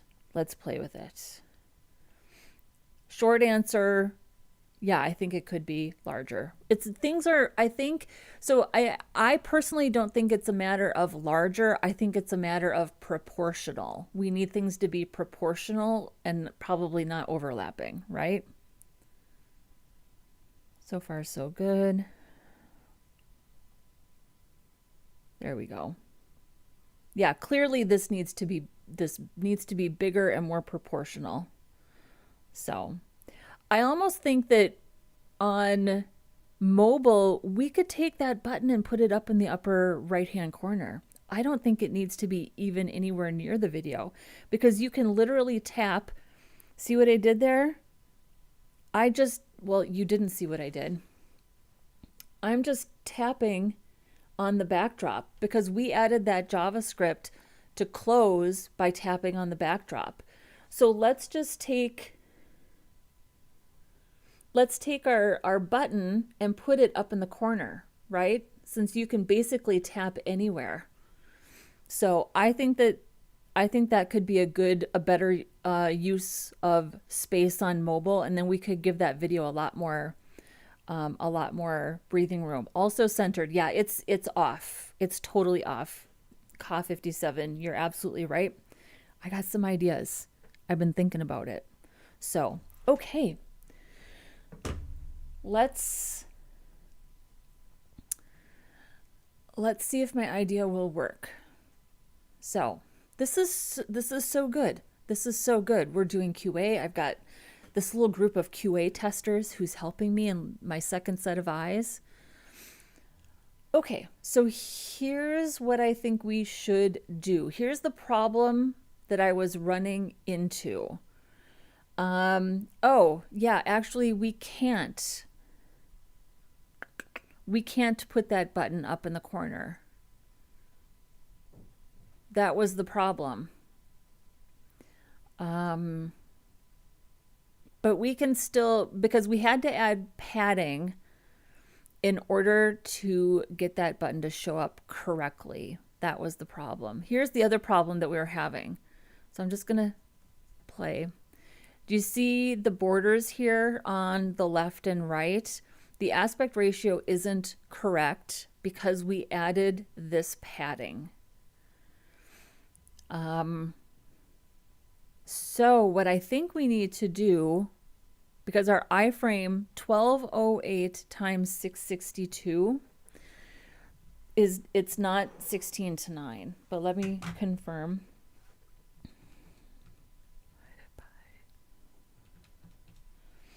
Yeah, it's 1.8247 and it should be 1.777.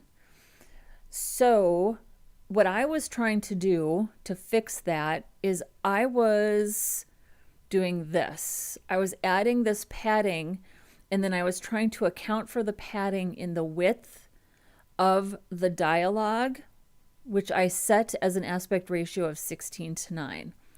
I don't think that's the right approach. I think if I'm adding padding to the parent container, I account for that padding in the child element. It's just like an SVG, right? When you have an SVG inside of a button and you add padding to the button, okay, that's not actually a good analogy, but it is kind of the same thing. So I'm going to change this back to 1200 because we like this size. And since we have 2.5 rems on the top and 2.5 rems on the right, we're going to account for that here. I don't know if this is going to work, but I feel like it is a really good theory. 5 rems.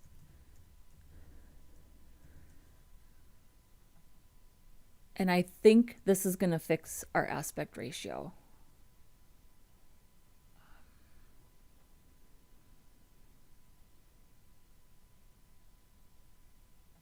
I'm not sure if that worked.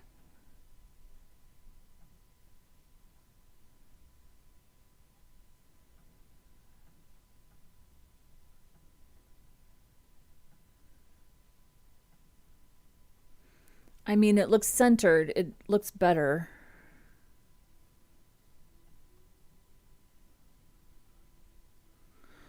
So I think it fixed 1200 by 675. And there's 1120 by 595. So 1200 divided by 675.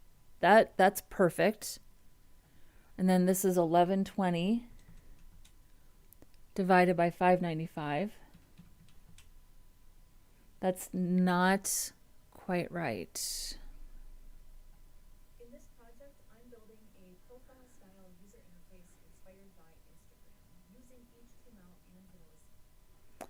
So, should this be 100% plus 2.5 or minus 2.5?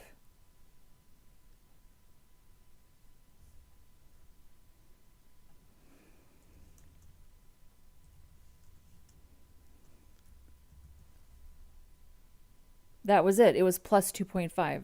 Did that fix it? 12. Yeah, that fixed it. That was it.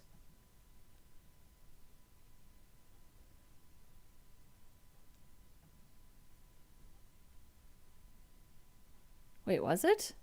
No. Oh, this is a good comment. AI is going to kick you all sideways. I know that this person is probably No.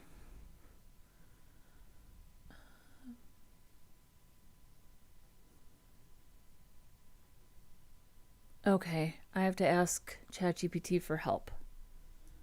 Because I just don't understand. I don't understand the math. Okay, new problem. I'm using padding around the dialog element so I have room for a close button, but I can't seem to to get the correct aspect ratio on my iframe. I initially tried to subtract 2.5 rems, subtract 2.5 rems from the width and height.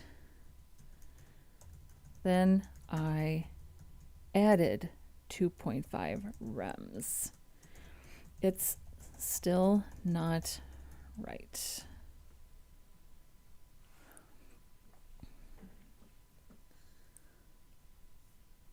Oh, hang on, actually, stop.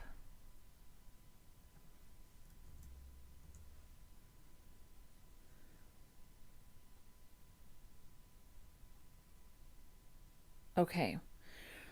This one's 100% CSS box model math. Your instincts were right, but the direction of the math is what's tripping you up.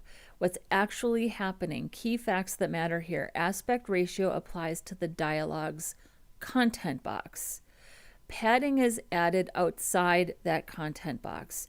Your iframe is sized relative to the dialog's content box. So when you do this, aspect ratio 16:9, padding on the top and right, the browser calculates a perfect 16:9 content area, then adds padding on top of it. That immediately breaks the visual ratio. Then this makes it worse. Yep, I know I made it worse. You're expanding the iframe beyond the content box, so now the width math and the height doesn't equal the height math. Aspect ratio can't possibly stay correct. That's why it feels like no amount of adding or subtracting fixes it, because it won't. The correct mental model. Aspect ratio must be controlled by the element that owns the ratio, not the padded container. Padding and aspect ratio should not live on the same box. Okay, the clean, correct fix recommended. Wrap the iframe in an inner element that owns the aspect ratio.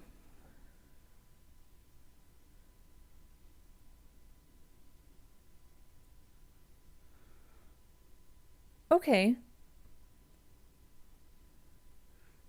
So put a div around the iframe, and then this controls the ratio, and the parent container has the padding for the button, and then the iframe just fills the ratio box. Why this works. Video frame maintains perfect 16:9 padding, perfect 16:9 aspect ratio. Padding no longer affects the ratio. Iframe math becomes trivial, 100% by 100%, no calc needed at all. This is the same structural pattern used by YouTube, Vimeo, and every sane video modal implementation. No, I really do not. One small note about object fit. You don't want this here. Yeah, okay, that's fair.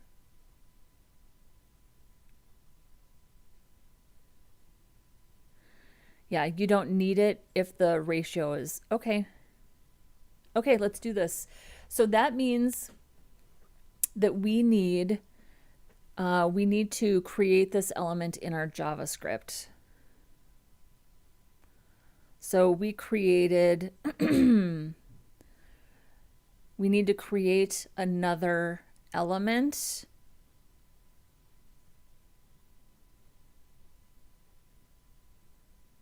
So the iframe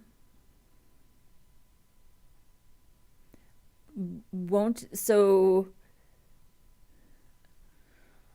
the new wrapper will get inserted into the dialog, and then the iframe will get inserted into the new wrapper. All right, so we are going to create a frame, iframe container. So we'll say container. We'll just call it what it is.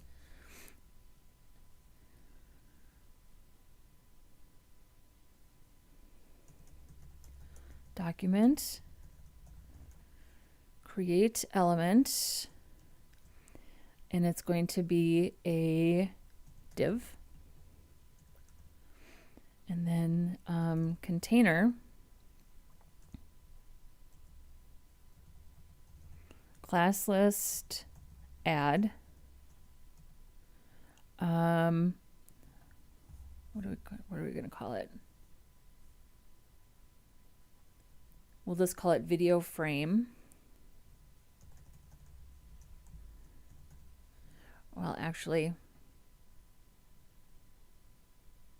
I'm going to call it dialog frame. Oops.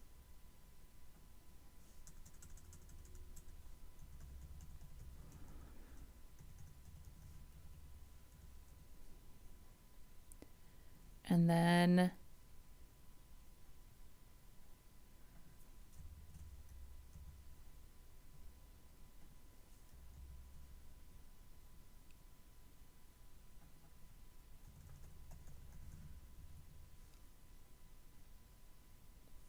this would be container, right?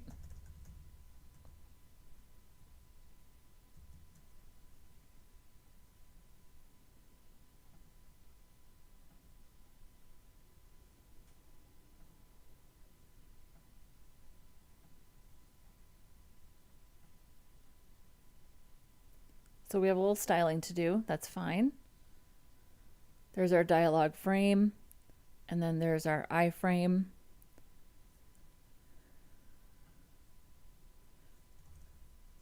So dialog frame, and we want, what did ChatGPT say to do? So we want the width, we want these things to be on the frame.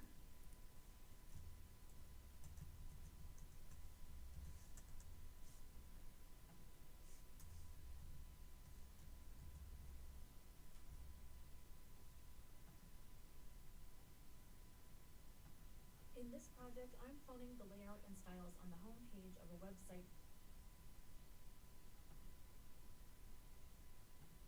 So in this video, I'm going to show you how I set up. So we have a little bit of, LAMP stack on DigitalOcean, and LAMP stands for Linux, Apache, MySQL, and I don't know if it's me or, let's see, this is a good one. oh, this is a good comment. So we have a little bit of space on the top and the bottom. Let's see if we can figure out why.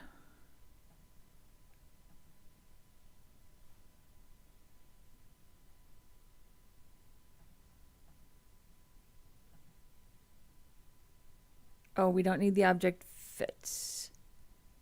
Oh, and I have to take off the, we don't need the object fit cover. And I need to take this off.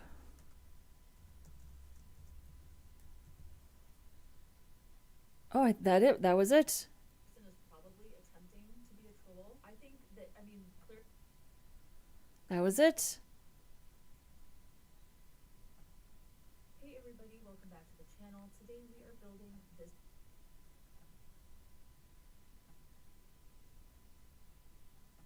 Hey guys, so in today's video, We did it. a LAMP stack server setup. So in my opinion, this is the perfect use of ChatGPT, right? This is the perfect use of ChatGPT as a tool to help me understand why the math isn't mathing. I love it. I love it. So let's make sure I don't have a max width on the aspect ratio. I never put a max width on the aspect ratio. Oh, we may need one.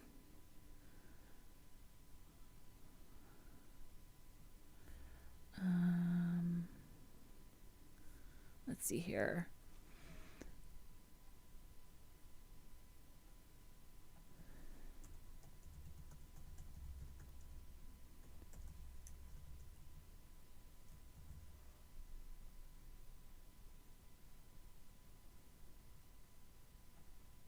There we go. Famous last words. I never put max width on the aspect ratio. Okay. So the reason this is not going to be even is because I have padding on the top and on the right. So if we want this to be centered on the screen, we have to remove the padding on the right and put the close button above. So it's not going to be off here on the side. Although, you know what we could do? We could just put padding on the other side too. That seems kind of obvious now that I'm saying it out loud. And I don't think we need this much padding. But also let's reposition the button so it's not overlapping on mobile. It's going to overlap a little bit, but it doesn't need to overlap that much. So,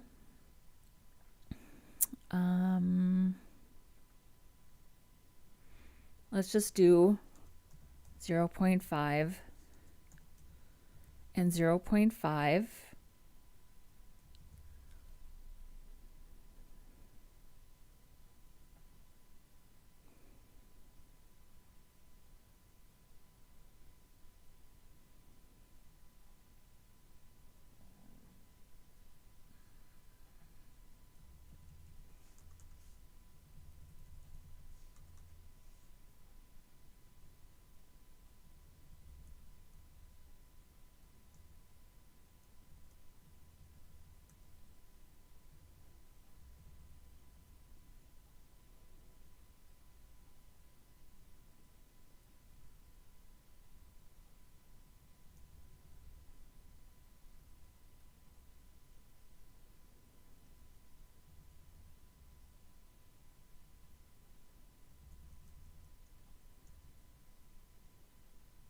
And so the reason the button's moving around like that is because it's relative to the dialog.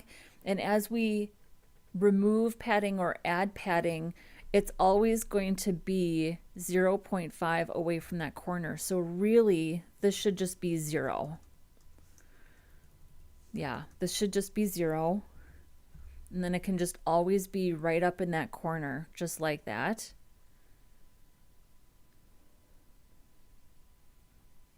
So we can definitely add 2.5 rems on the other side, which centers it.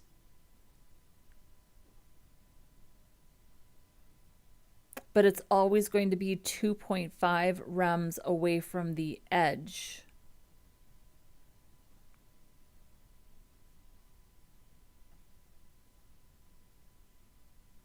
So on a mobile device, yeah.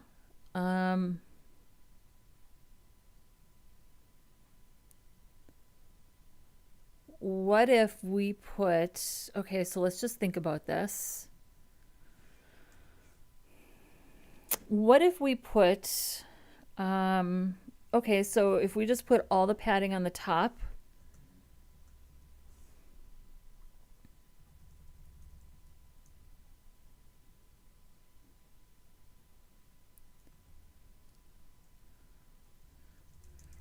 I mean, you could just keep adding padding to the top, right?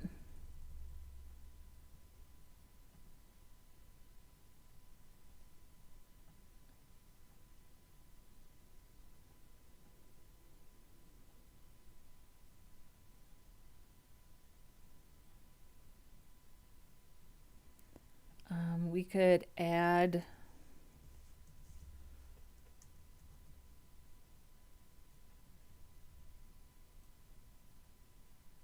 if you're going to do 20 pixels, you might as well just do 1 rem, right?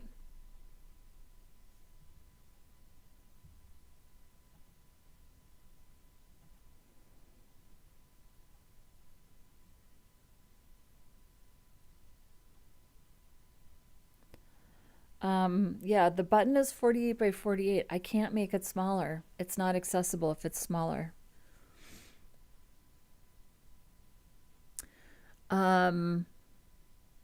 So I guess the other thing that we could do is So we're specifically saying show modal. And modal has a specific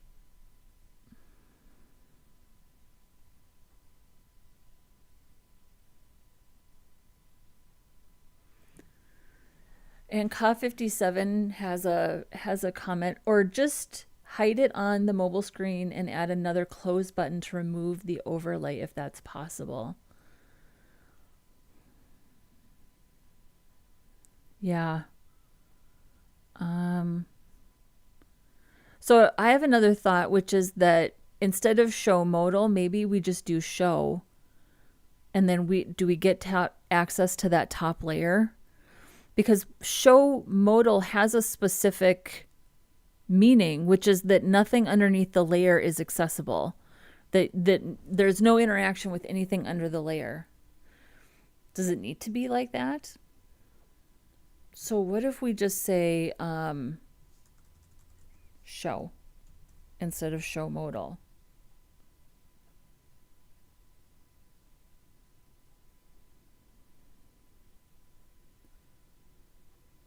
Okay, well, here's our answer. Hang on, I need to take this off.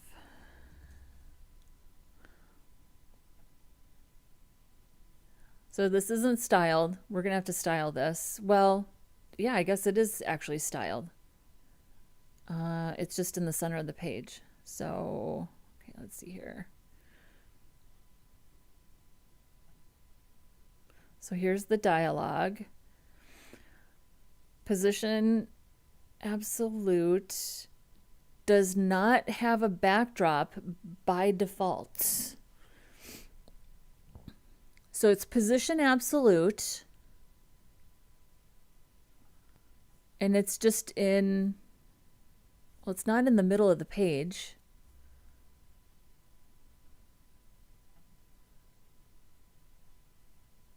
Inset inline start, inset inline end. I don't see like a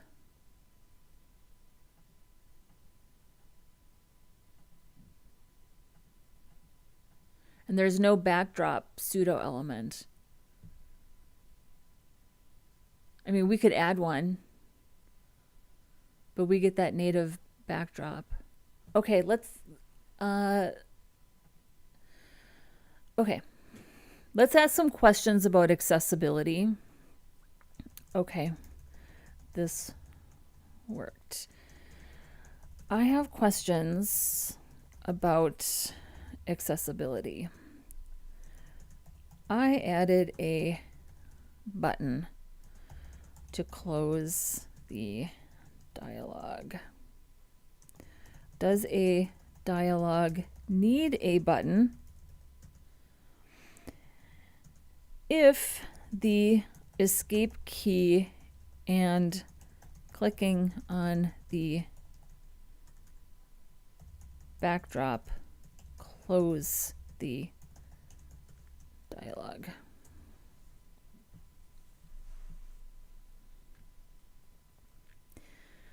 You can rely on escape and backdrop click for a lot of users, but for accessibility, you should still include a visible close button in almost all cases. Yeah, I knew that.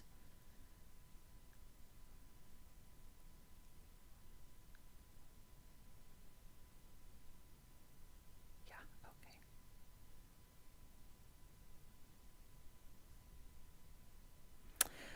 okay. Okay, so we're going to include it and we're going to style it.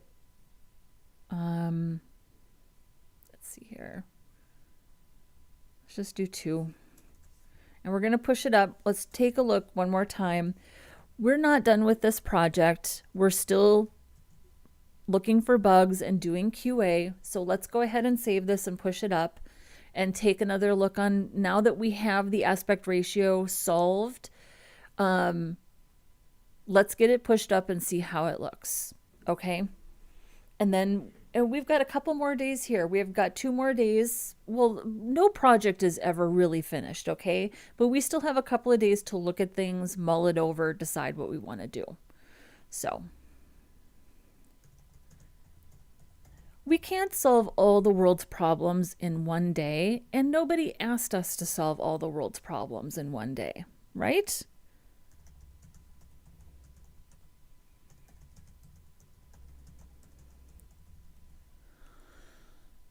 Git commit, fixing the dialog aspect ratio.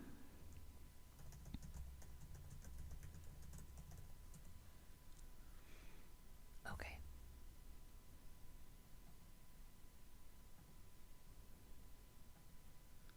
We'll give this a moment.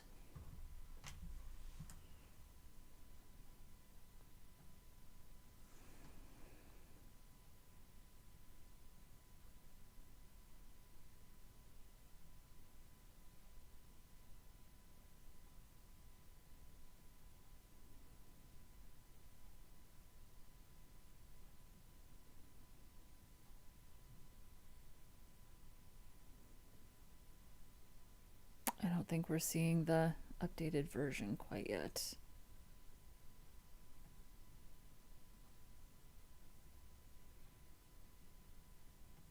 Check here.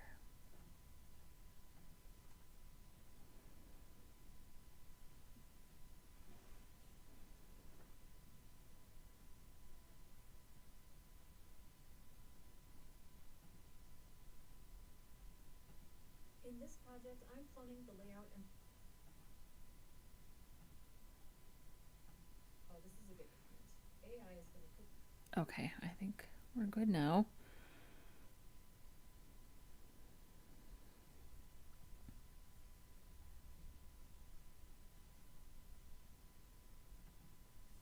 Okay.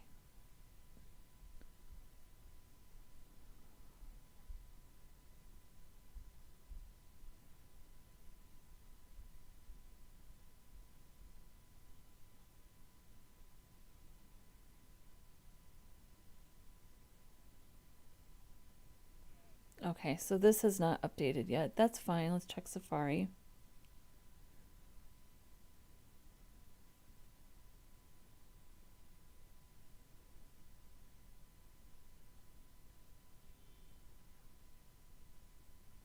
Okay, so this is updated.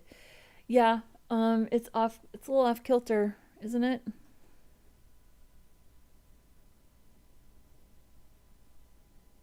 The only way for me to really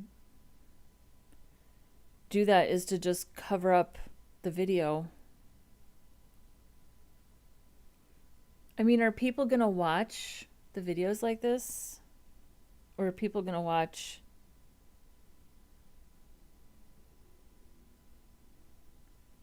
Are they gonna do this where they like, I don't know.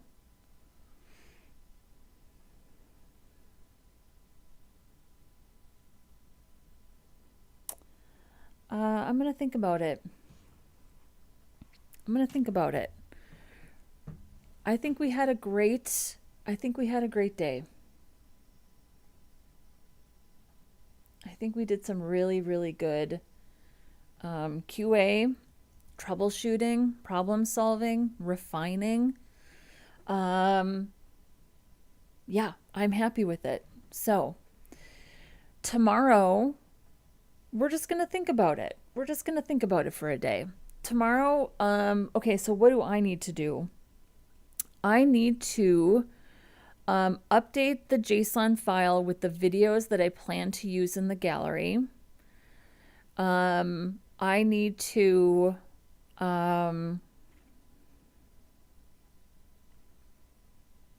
what else do I need to do? I think that's it. Do I need to do anything else? And I just need to think about what I want to do on mobile because I'm really limited about where I can put that button. So yeah. Oh, and I need to add videos to Vimeo. So we have a Vimeo option, which I really want to do.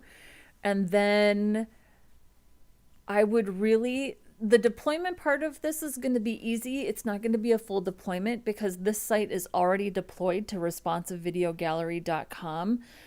So all I have to do is open up FileZilla to deploy the site. So we're not going to have like a full deployment day. So what I would really like to do is spend some time over the next couple of days doing a toggle for light mode, dark mode. So that's really what I would like to do tomorrow. And then let's just think about a couple of these other things for a couple of days and not worry about it, right? We got 2 more days. That's plenty of time. We're in great shape here. Oh, and I have to like write the content. Duh. I have to write the content also for this site, but I'm going to do that offline. I'm not going to do that during the stream. So I think most will keep it vertical. I usually never go horizontal unless I am full screen.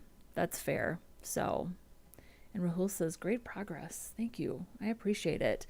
Thank you to everybody who hung out with me today in the stream.